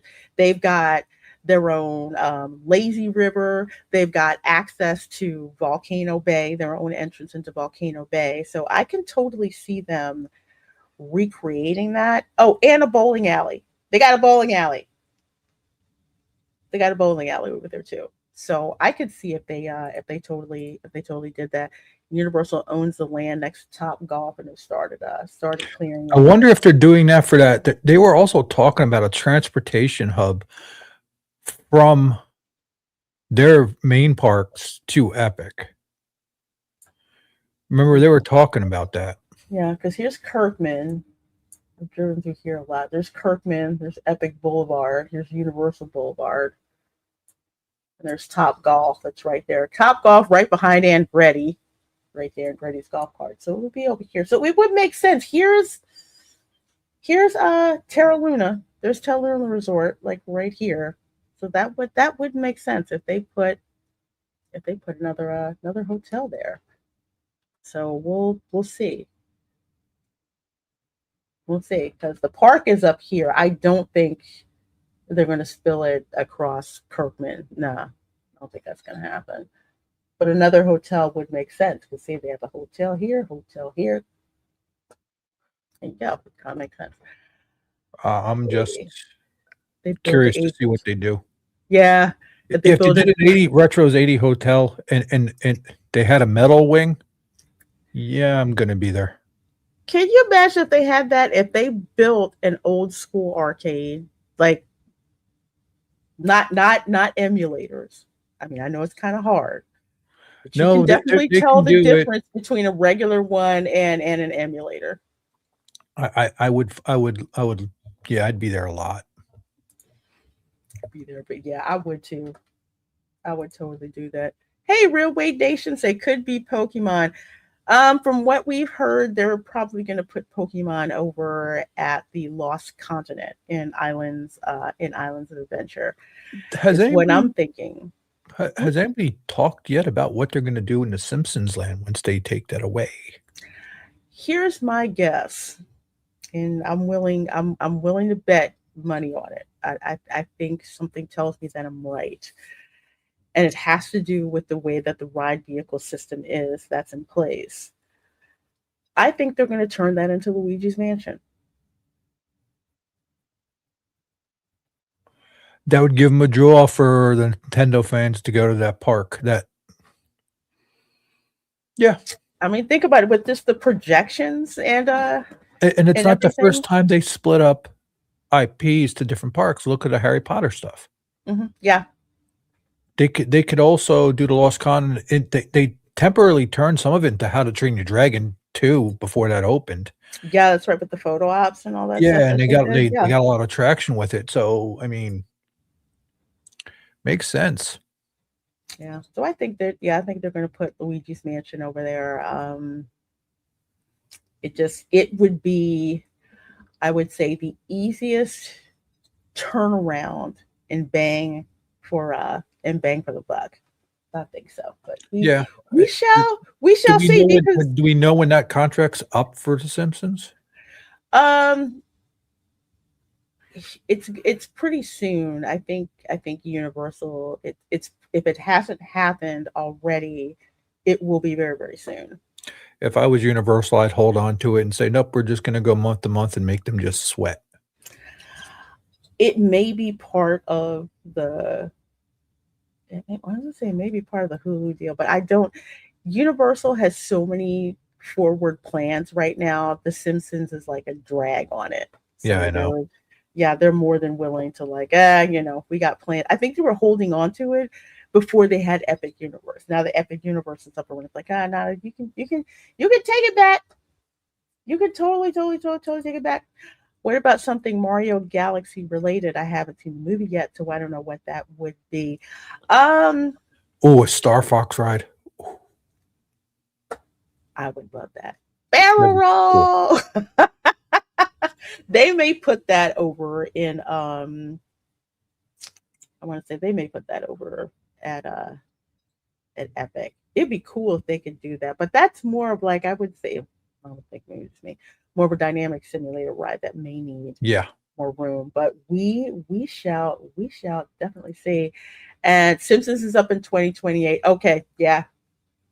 2028 or 2029 left extended it. Yeah, I So think they're you're talking, if you're thinking about stuff, you'd be able to plot out things and figure out, okay, yeah. you would have Lost Continent up and running before you bring, that's the smartest way to do it. And remember, Universal is notorious for just doing stuff And not saying crap. and not saying crap. And it's like we can say it. We can go back and read Plausible deniability. Yes, watch for the posts about Velocicoaster. It's Or like, they just go, you don't see it. this. Mm-mm. That's not the ride you're looking at. No, you don't see anything. Well, there's some changes coming to Universal. I'm that upset about this. I just found out. So apparently, Universal Legacy Store is returning, Burger King Whopper Bar closing, and more coming. So apparently, what they're going to do here with the Universal Legacy Store is returning to CityWalk after its permanent closure in 2024. Has housing props and all that stuff. So the Epic Universe Preview Center is going to be going away. It's about time. I don't want that too. I like that model. Get up. I wonder where that model. They got to put that somewhere else because they paid about 500, half a mil around that for that. And That model was you wonder if they're crazy. going to put the model, add more onto it. Because I'm like, I don't know. come on. I don't know, but yeah, that model to show you how detailed that model was. People were just going into the preview store just to look at the model. It was The only thing that in detailed. Paris on it was where the Circus Ocanu tent was compared to Mhm. it. Yeah. And they probably changed that after the model was built. Hmm. I believe I mean, most of it, the entrance was right. Some of the walkway, it's like, wow, they did a nice job on that. they totally did. Hey, I'll take it cheap. Universal, you want a place? I'll give up my front room for it. Well, the Epic Universe Preview Center is going to close on April 13th, and then that's going to bring back the Universal Legacy Store, which will open in late April. Right now, it's like over to the side, someplace, not so, not so great, but they're going to be bringing it back. So that's going to replace where the Epic Universe Preview Store is going to be. This one I am not too thrilled with. They're going to be changing the Burger King Whopper Bar. They're going to close that down, and they're going to put a Five Guys there. One of the reasons that I don't like that is because I don't like how much Five Guys charges for their mediocre food. And that Burger King there is kind of a different Burger King. It's kind of a lot better. Yeah, it's really, remember back in the day at Pecos Bills where you could, you had the Fixins Bar and all that, all that stuff. Yeah, that's what I liked about the Burger King Whopper Bar. So When are they closing that? Let's see, closing April 21st. Oh, so I got to get my butt there before it closes. Yeah, so if you want to get to the Burger King Whopper Bar, got to get there by April 21st. I may have to roll over there myself to go see it, but I do not like Five Guys. Only thing I like about Five Guys is if you go in there and you say, hey, I want extra bacon on it, and extra bacon on it, and add even more bacon, and then add cheese, they'll do it, and they can't charge you more. Don't ask me how I know that. I'll plead the fifth. Five Guys is so overpriced. I just remember getting Five Guys for my brother-in-law, my sister-in-law, myself, and Camera Girl. And I hadn't been to a Five Guys before because I really didn't see a need to. Ain't cheap. No, I was like, I'm sorry, how much is that? For those, if you know, In-N-Out Burger, that's worth how much they charge for In-N-Out Burger. In-N-Out Burger so freaking good, and they make that stuff fresh. But tell you the Guys, truth, there's places now it's $20-something for a burger now. It's insane. It's nuts. It's to the, let's put it this way. I'm glad I have an air fryer. I'm glad I have liquid smoke. And I'm glad I have Angus burger patties from Aldi. I will tell you, you need to go try Toothsome's burgers. I didn't try the burger. I had something else while I was there. And the cowfish burgers are good too. But know who's surprising for burgers? Yeah. Cheesecake Factory. Try them. Interesting. I'll check that out. Well, let's see. Luke Combs is a category 10. I don't know who this guy is, but apparently Universal Orlando and country star Luke Combs recently announced that the third location of Combs category 10 entertainment venue franchise will be at Universal CityWalk sometime in late 2027. So apparently he's got a flagship location in Nashville. I wonder if they're taking over the ABC. Because where are they putting that? That's what I'm thinking. New today, the waterfront location. Waterfront location, yeah. ABC. Yeah. I'm curious. Or they're going to build something new. It'll be interesting to see. I don't know, but they're adding more stuff, of course, which is always good to add to City Walk. Of course, you have to pay for parking during the day, but after 6 p.m., parking is free. If you are going to a matinee at the Cinemark Theater, and I wholeheartedly recommend going to the Cinemark Theater, it is so freaking posh. If you buy matinee tickets, you will get your parking reimbursed if you're there before 6. I went there to go see Super Mario Galaxy. It is that theater complex is so luxe. I mean, you got concession stand on the bottom floor, and then on the top floor, there's another concession stand that you could go to. Oh yeah. Aldo's asking, "What's up? Can we just go to another Burger King?" I don't think he understands that this Burger King isn't a normal Burger King. It's not a normal Burger King. It's oh my gosh, it's almost I almost want to say it's like a boutique experience burger Yeah. bar. Like the burger options are elevated, the dining area is elevated. It's an elevated experience. Okay, think of it this way. You remember that movie where Taco Bell won the fast food wars? Now let's say Burger King did it in that location. Mhm. Same thing. Same thing. Retheme of the NBC Sports Bar. Yes, exactly. That's what I'm saying. Exactly. Yeah. Exactly. So that's what I'm thinking.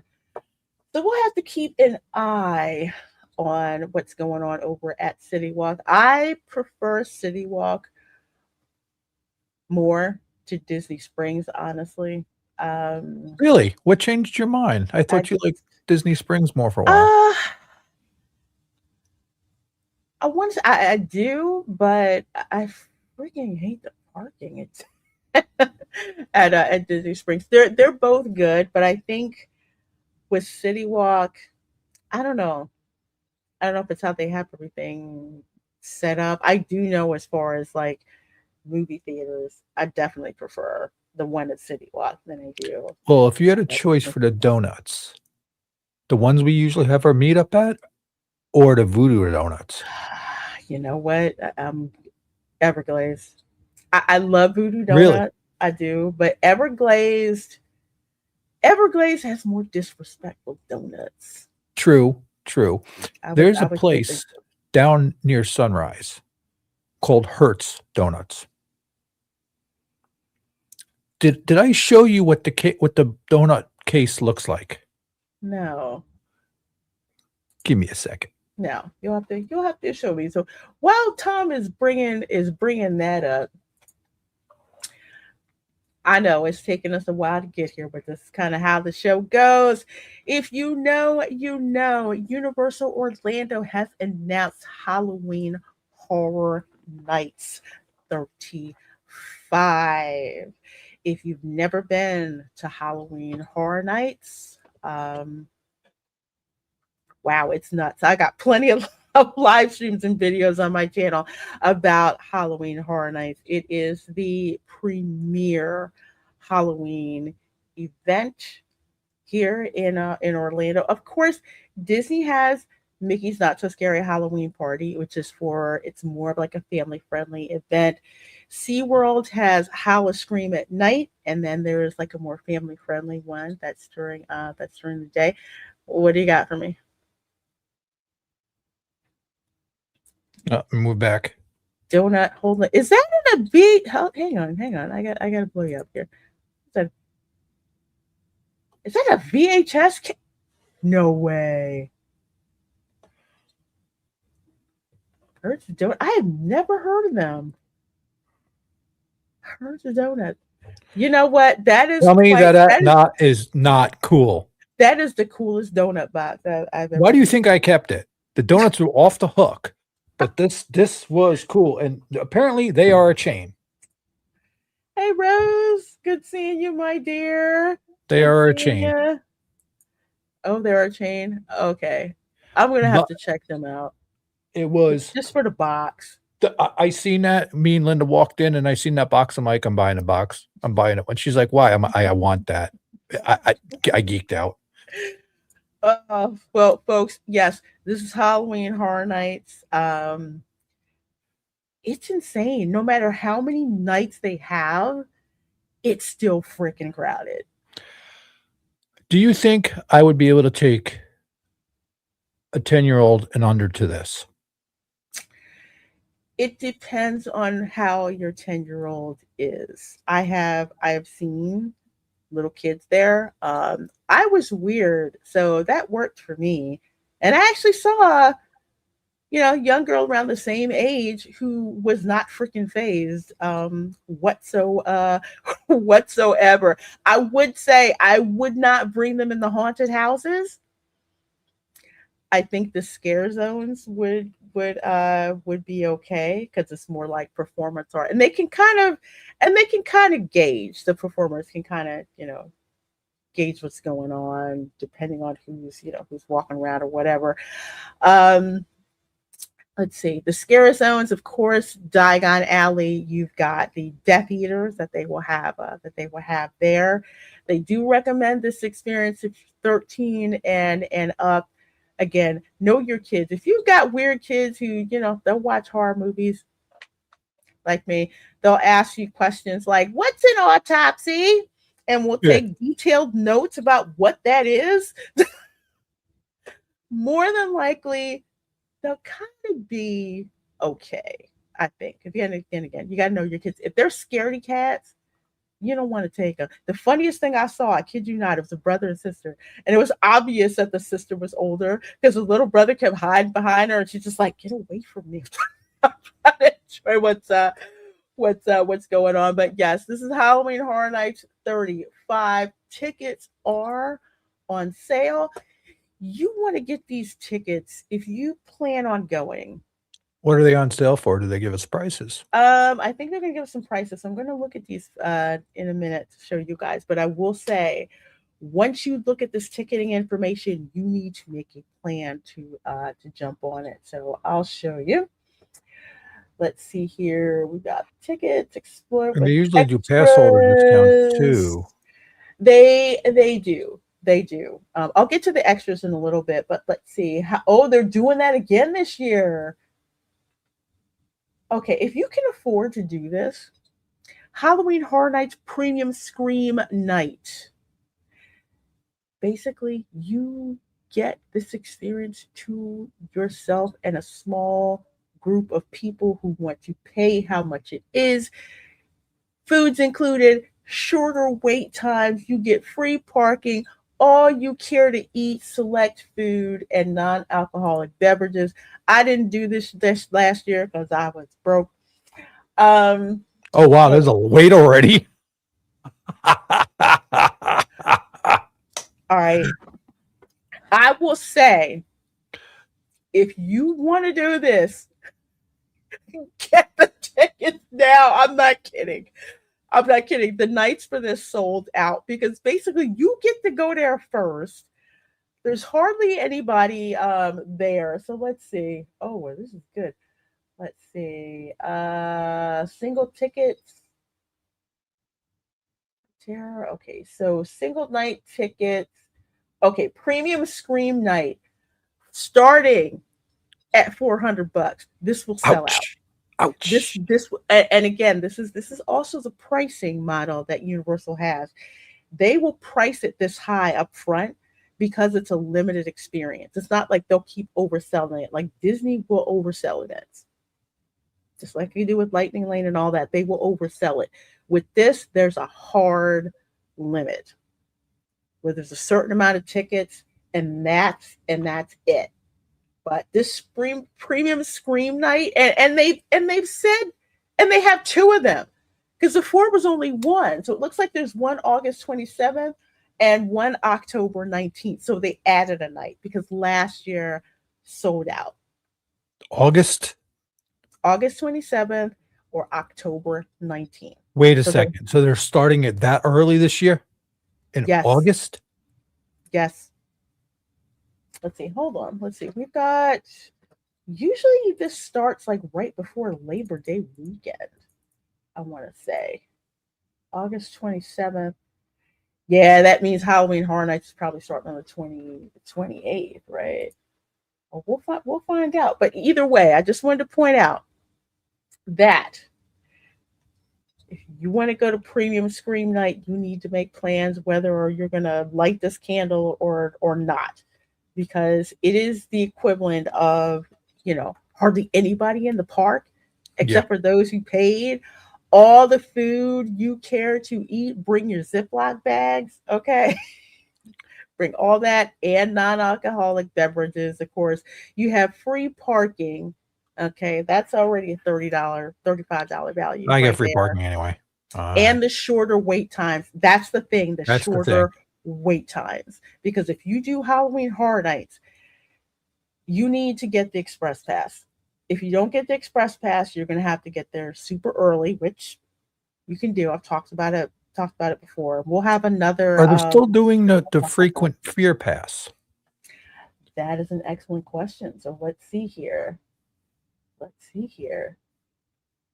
If you know what, they do those later. They don't do them right away because they want people to buy the tickets first. Let's see here. Two details. All right, because I want to look for the dates. Where's the dates? I was right. The 28th. Wow. That There's is the 28th. So that is so. the first Here's one. something you people got to know if you plan to visit any of those dates that you see. They have numbers there. That means studios is closing early that day. So This if is you're true. planning to go there for a regular day ticket or you have park hopper tickets, you might want to refrain from that and just keep to the aisles if you want to spend the whole day, or start your day off early on the studio side and then go to Isles of Adventure, because you'll get bounced out at 6. And a lot of times they shut down the train too that goes across from. Yes, they will shut it They down. do it You at a do certain have to time. I get think there. like an hour before the park closes, I They think. do like around an hour. You Yeah. have to jump on So that train keep and that get in out. mind. I'm guessing Scream will be one of the haunted houses this year. Possible. I would love to see them build the juke joint from Sinners too. That's probably going to be, I'll say maybe within a few years. Probably. Somebody's probably pitched it, because what they do, and I learned this during the behind the screens tour. So if you don't want to do the haunted houses during Halloween Horror Nights, you can do the lights on tour, which is really cool. What they do is people pitch ideas for haunted houses. Like, you have to have the whole story pitch. So if someone pitched a Sinner's haunted house and it got selected, that doesn't mean that the house is implemented that year. It could be further No, they got to on. develop it and everything else. Yeah. So, but there's active pitches that go on for these. It's like pitching a movie. It's like you have to have a cohesive concept about what that haunted house is going to be. What's the storyline? What's the mood that you want to set? Do you want something, like, say, Beetlejuice level, or do you want something Insidious level? I saw the Insidious house lights on. I'm just like, I'm glad I did. 'Cause I don't think I could. I warned people. I was just like, it's gonna be crazy. It's gonna be nuts. It's gonna be nuts. It's so scary. But here's the prices. Of course, the first weekend is going to be more expensive until you get into, like, say, October. Wow, really? Okay. It went up from last It year a did little bit. go up. It did go up. I will say it's I got to gone see what the up, pass holder prices are later. but the value is there. So they will sell the single tickets first. The single ticket pricing they will have out first. Frequent Fear, which is the multi-night passes, they usually will come out later. And they're the frequent fear. I think Marvin had one, and I think he was able to go almost every night of it if he wanted to. There was no blackout. Yeah, some of them there's no blackout. One of them is only for, I think, I want to say, the Weekdays or first weekend, Yeah. and then that first month. And if you want to upgrade the ticket, you can, but you can only upgrade it to, I think, like the frequent fear one by the end of that Me? particular month. I So they think kind of do honestly, I those. like to do it towards September, October. I don't want to do it in August. It's hot and nasty. It's just not that. I'm not into. I don't want to burn myself out on it. That's for me. I don't like it that early because it is hot and miserable. I don't like it. I did the And there are opening. changes in studios when you walk through certain zones. Things look different. So Mhm. So here's of course, you can do the Scream early ticket. So this is where you can get into the park. Oh, after two. That's new. Usually it was like after, I think like after 3 or 4, but now after after 4, two. Yeah. so that means they're giving you interesting. It's gone up, but that's okay. You get more hours. So basically, you get to get into Universal Studios early. And here's the thing, you're there early when they're closing down the park. You're They'll staying. corral you to this other area, like stay and scream, so you can wait. And then here's the other thing, they do not announce when they will open up the houses early. So as soon as they open up the queue, people are in that queue already waiting. And some houses, they won't tell you that they'll open them up early. I mean, granted, it's during the day, but you know what? If you do not have the money to pay for Express Pass, this is the next best thing to do, is to get there, you know, at this particular time. You have to pay for parking, but it's a good deal. I honestly Oh yeah, always and just so you recommend know, it if to you're used to people. going to CityWalk on those nights, if it's a Halloween Horror Night, free parking doesn't happen till 12 a.m. Yeah, you have to get there. Well, if you're a pass holder, you have to get there before 6 o'clock. Yeah, even a pass holder, you can get there and you still get in with your pass if you have a certain pass. They'll Yeah, still let you free park. yeah. By 6, they'll let you free park. But after that, you ain't going out till yeah. Till then, let's see, the Halloween Horror Nights Express Pass. So let's see. This is what it starts at. I know. I know. You want to put the bag over your head and like, is it really that expensive? This is the Yes, but difference once these between sell you. out, that's it. That's it. You can't get them. They will give you, there is a special pass, express pass you can get that's valid after midnight, but that's in park that you have to get. That's available after midnight. Halloween Horror Nights, I think, goes on to like 3 a.m. or something like that. Yeah. But with the express pass, this is the difference between you getting done houses by 10 p.m. or you're not getting them done by 3 a.m. Unless you have the monthly ticket where you can go the frequent fear and you're local and you can do that. Mhm. That's where that pays out. Yeah, that's where it does. So, oh So my, let's put it this way: you're paying out either way. Doesn't matter. you really are. And see, this is 190 all the way up to 240. Now this is per night. If you're gonna go per night. So think about this: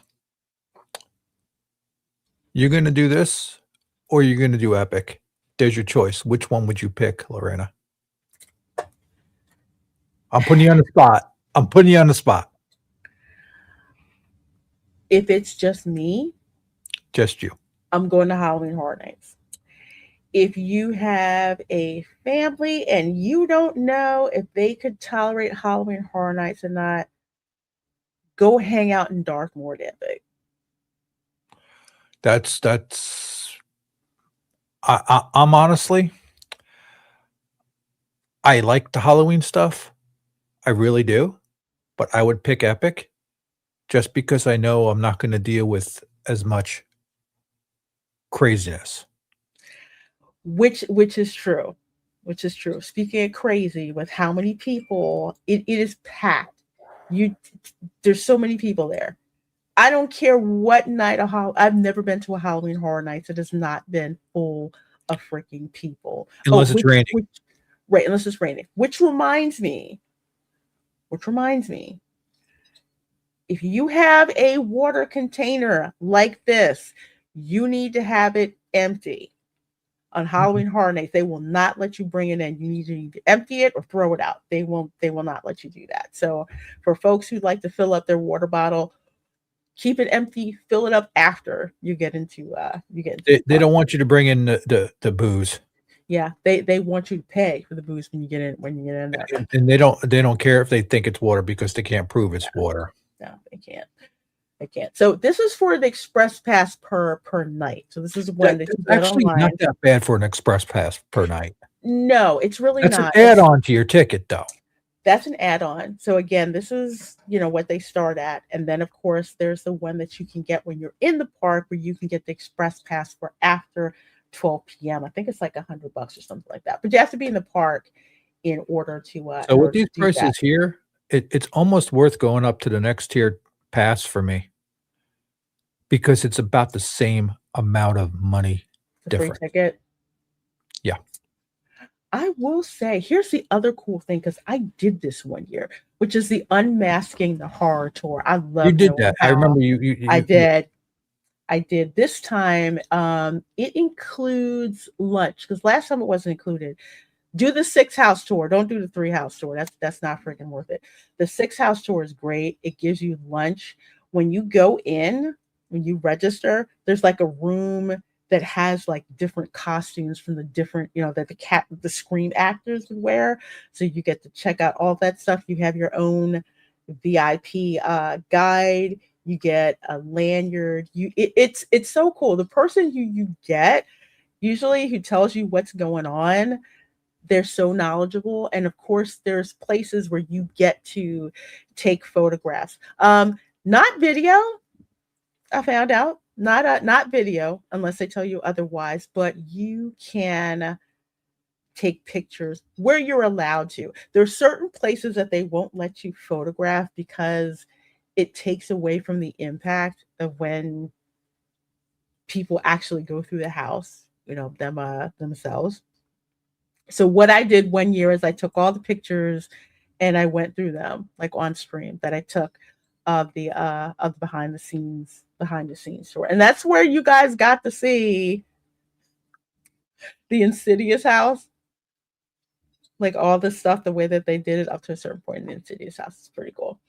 Pretty cool. So this starts at $99.99. I highly recommend doing this, especially if you are a scaredy cat. Okay, this is a cool family thing to do. All right, but you can kind of just tell the kids it's like Scooby-Doo or whatever. This is a cool thing to do. You can do the tour. You can tour the haunted houses. You can see how they put stuff, together. The kids can ask gross questions like, "Do you have a vomit scent?" Yes, they do. Do you have a poop scent? Yes, they do. Yeah, they do. Really, really. Ask people who went through the Terrifier house. There's a reason I did not want to do that one because just saying. There's a scent you can buy for everything. I did not know that until I went through this haunted house tour. So that's a cool thing to do, to put on the list. Now, I know we were talking about the multi-day tickets. So they're not out here yet. However, and this is what you need to know. When Universal finally puts up the multi-day tickets, the multi-night tickets, Touch of Fear, Rush of Fear, Extreme Fear. Goes quick. Not only do they go quick, but the option for the express pass for all three of those goes quick as well because they are limited. Can you imagine all you pay is $1,000 and you get express pass access for 40 nights?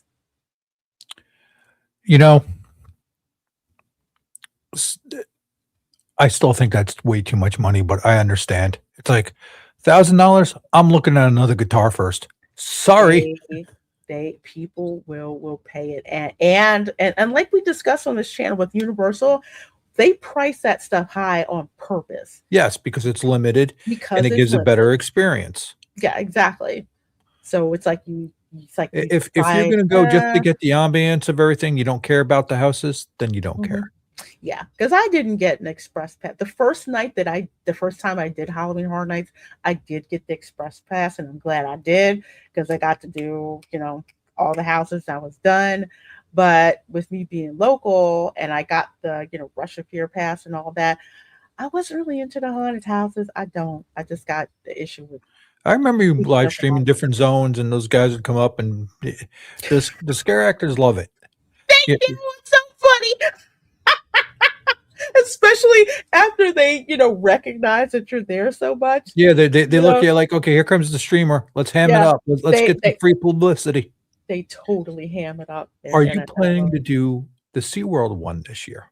Because I've been trying to drag you Um, to that for the last 2 years. I don't know. I'll have to see. I do want to try it because Hollow I Scream didn't is get to see it fun. last time. It's I didn't fun. get to see Hollow Scream. I did want to check out Hollow Scream. I really did because I want to see how it compares to Halloween You still got your SeaWorld Horror. pass? No, I Okay. let mine expire. But just a heads up to tell you guys about Halloween Horror Nights, especially for those of you who plan. You need to start figuring out your plans now. I know it's April, it's too early. No, it's not.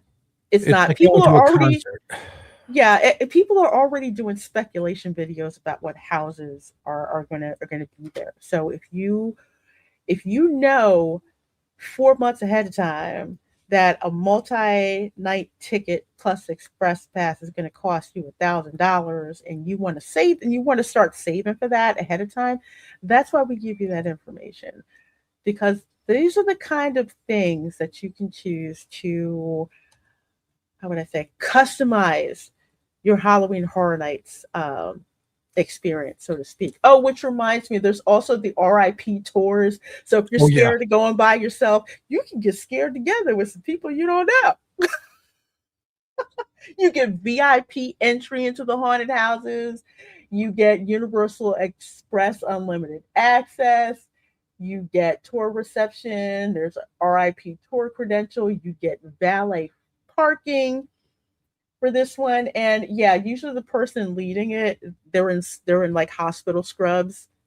Oh, and the janitors or the custodial staff during Halloween Horror Nights, all their uniforms have blood spatter on them. Yep. It's so cool. It's so cool. It's so cool. Hey, Jonathan, happy Saturday. Good to see you, my dear. Welcome, welcome, welcome. Okay, so the last thing that I'm going to show you so we can wrap up. I was trying to wrap it up in 2 hours, but a lot of information to give you guys. And the last thing I want to show you guys is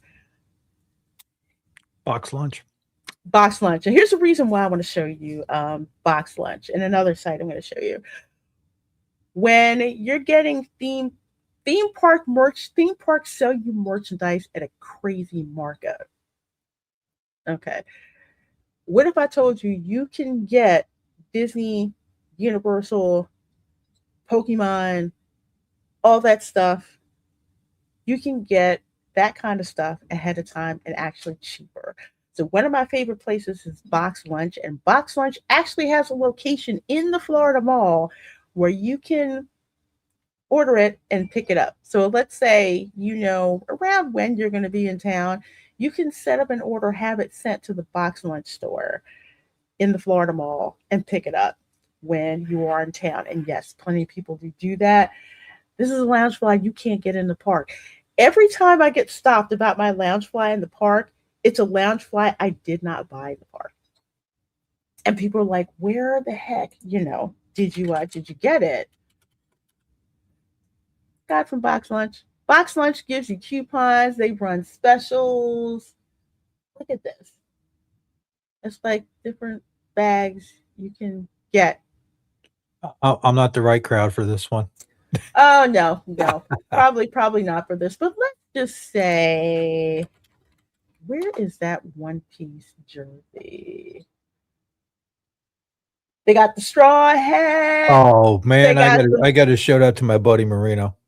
they got the backpack. Check it. All this merch that Wow. that you can get, and they run sales all the time. If you join their rewards program, I think you get like $5 on your birthday. You get like free shipping deals. That's pretty It's cool. free to have it shipped to store. But this Do is they have Harry Potter stuff? yes, they do. Yes, they do. As a matter of fact, because there's Slytherin and then there's everybody else. Oh, I need that one. Oh, that is nice. No, I like the one on the right. I need that jersey. I love this stuff. You just like everything, all the pop culture stuff. I like that beanie. That's cool too. Fountain Fountain pen, right? pen. Oh wow, God. Serpent bookend. I like that. I like that. There's all of this stuff that you can get before before your I trip. have to So check it out. I got to look there and find some stuff to see after what the granddaughter likes. I don't even know what house she's going to be in yet. I can hope Slytherin, but she might be a Hufflepuff, like Linda. mhm. And as long as she's not a Gryffindor. Yeah. Oh, I like this jacket. I didn't even know that. I knew there are these princess jerseys that are sold at the Magic Kingdom, I think over at EPCOT as well, but they're like $80. I'm like, I don't want to spend any dollars. This one's cropped and it's only 50. Buy two, get one free. Okay. Active jacket. There's like all this stuff. They got nice stuff. They have nice stuff for like every kind of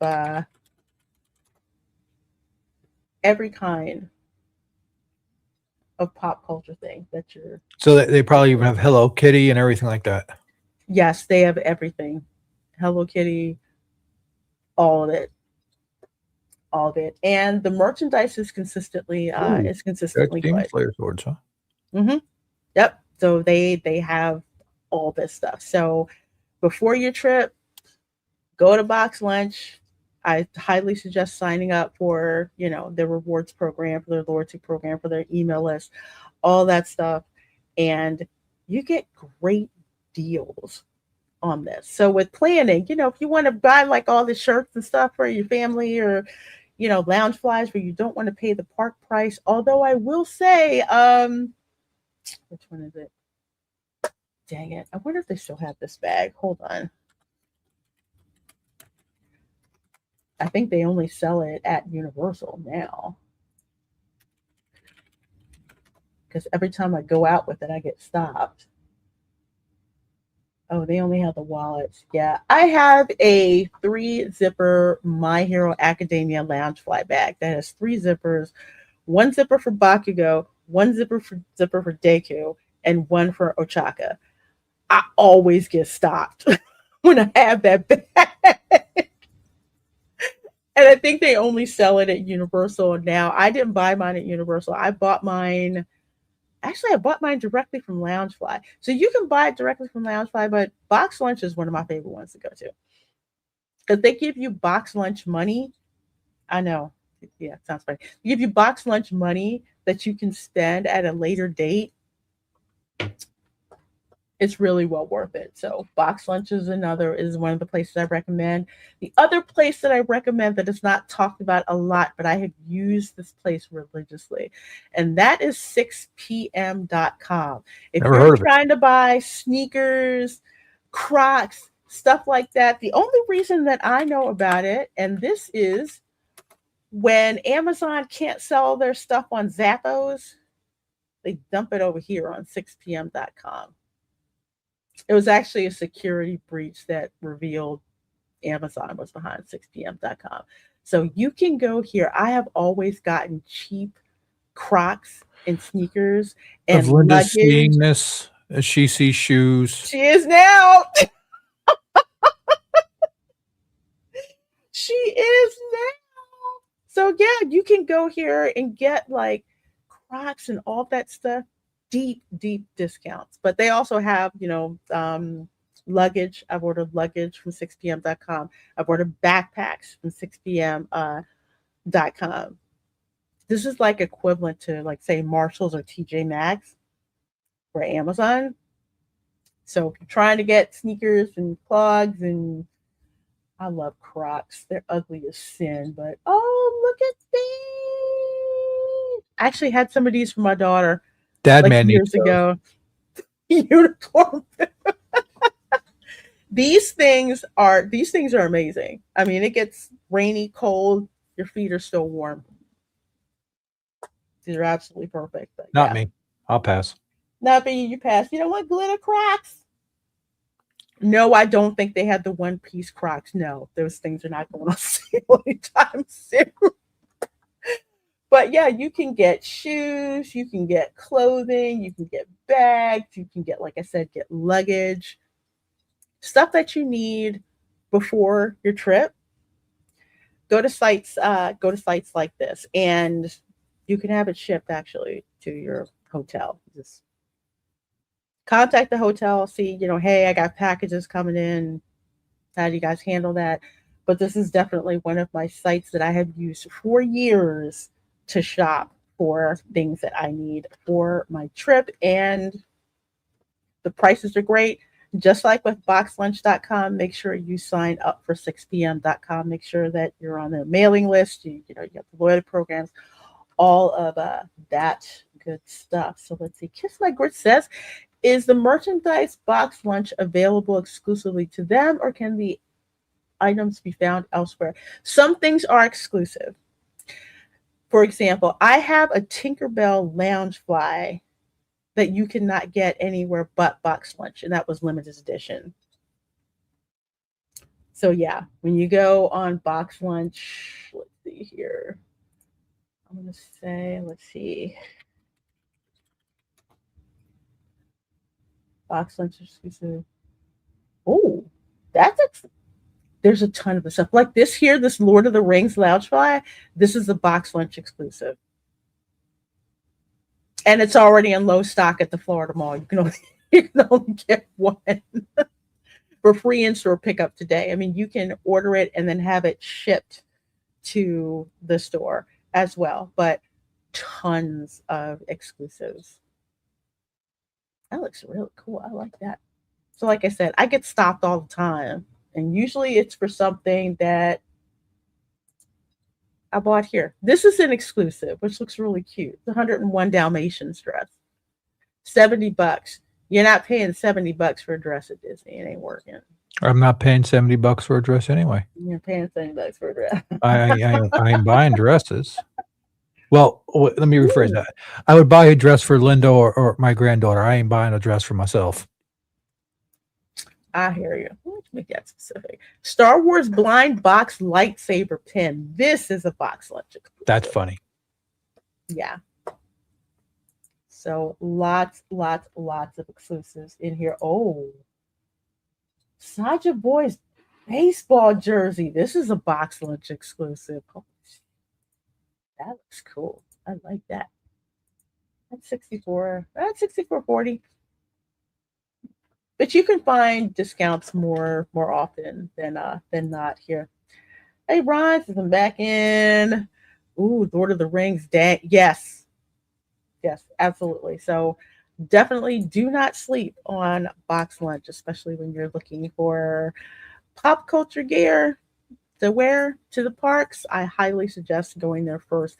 You're always going to find that one thing that's a park exclusive, but you kind of want to make sure you save your money for that. Try to spend as least money up front.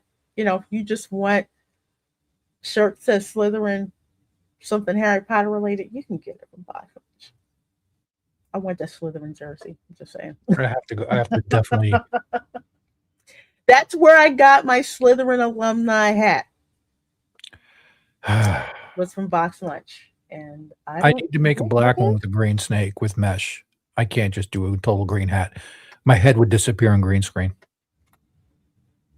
Let's see. I guess that was limited edition when I bought it. You can get a Slytherin alumni shirt, but it can't that anymore. But anyway, thank you guys so much for hanging out with the show. It's been amazing hanging out with you all. Thank you all for the chats, super chats, membership chats. Tom, what do you have going on, and where can people find you? 1 second, the dogs are going off. Is that Otis? That's both of them.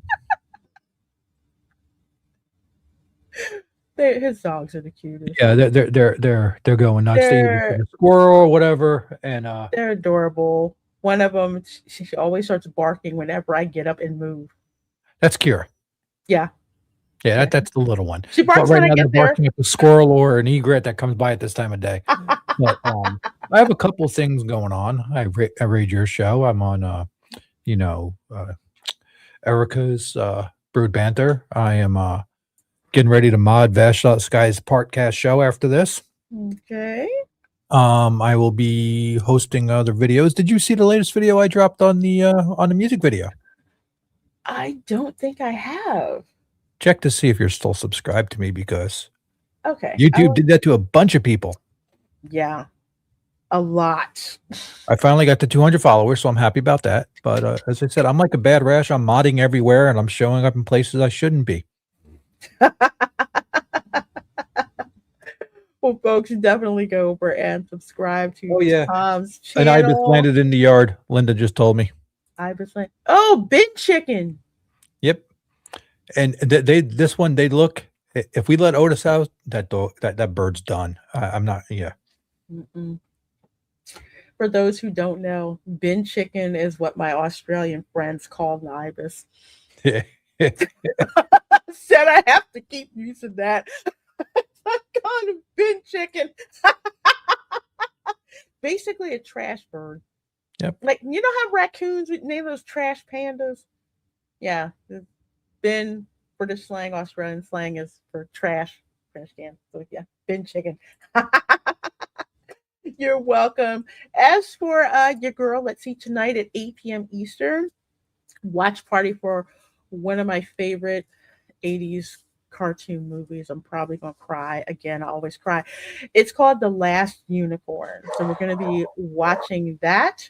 And I believe the studio that did the animation for The Last Unicorn, you know today as Studio Ghibli. So you do not want to miss that. If you are a channel member, you will get to hang out with us in the viewing room. So you get to see the video, you get to hear the audio, all of that, and not just stick to the visualizer that I have to use on YouTube. So my stream does not get pulled down.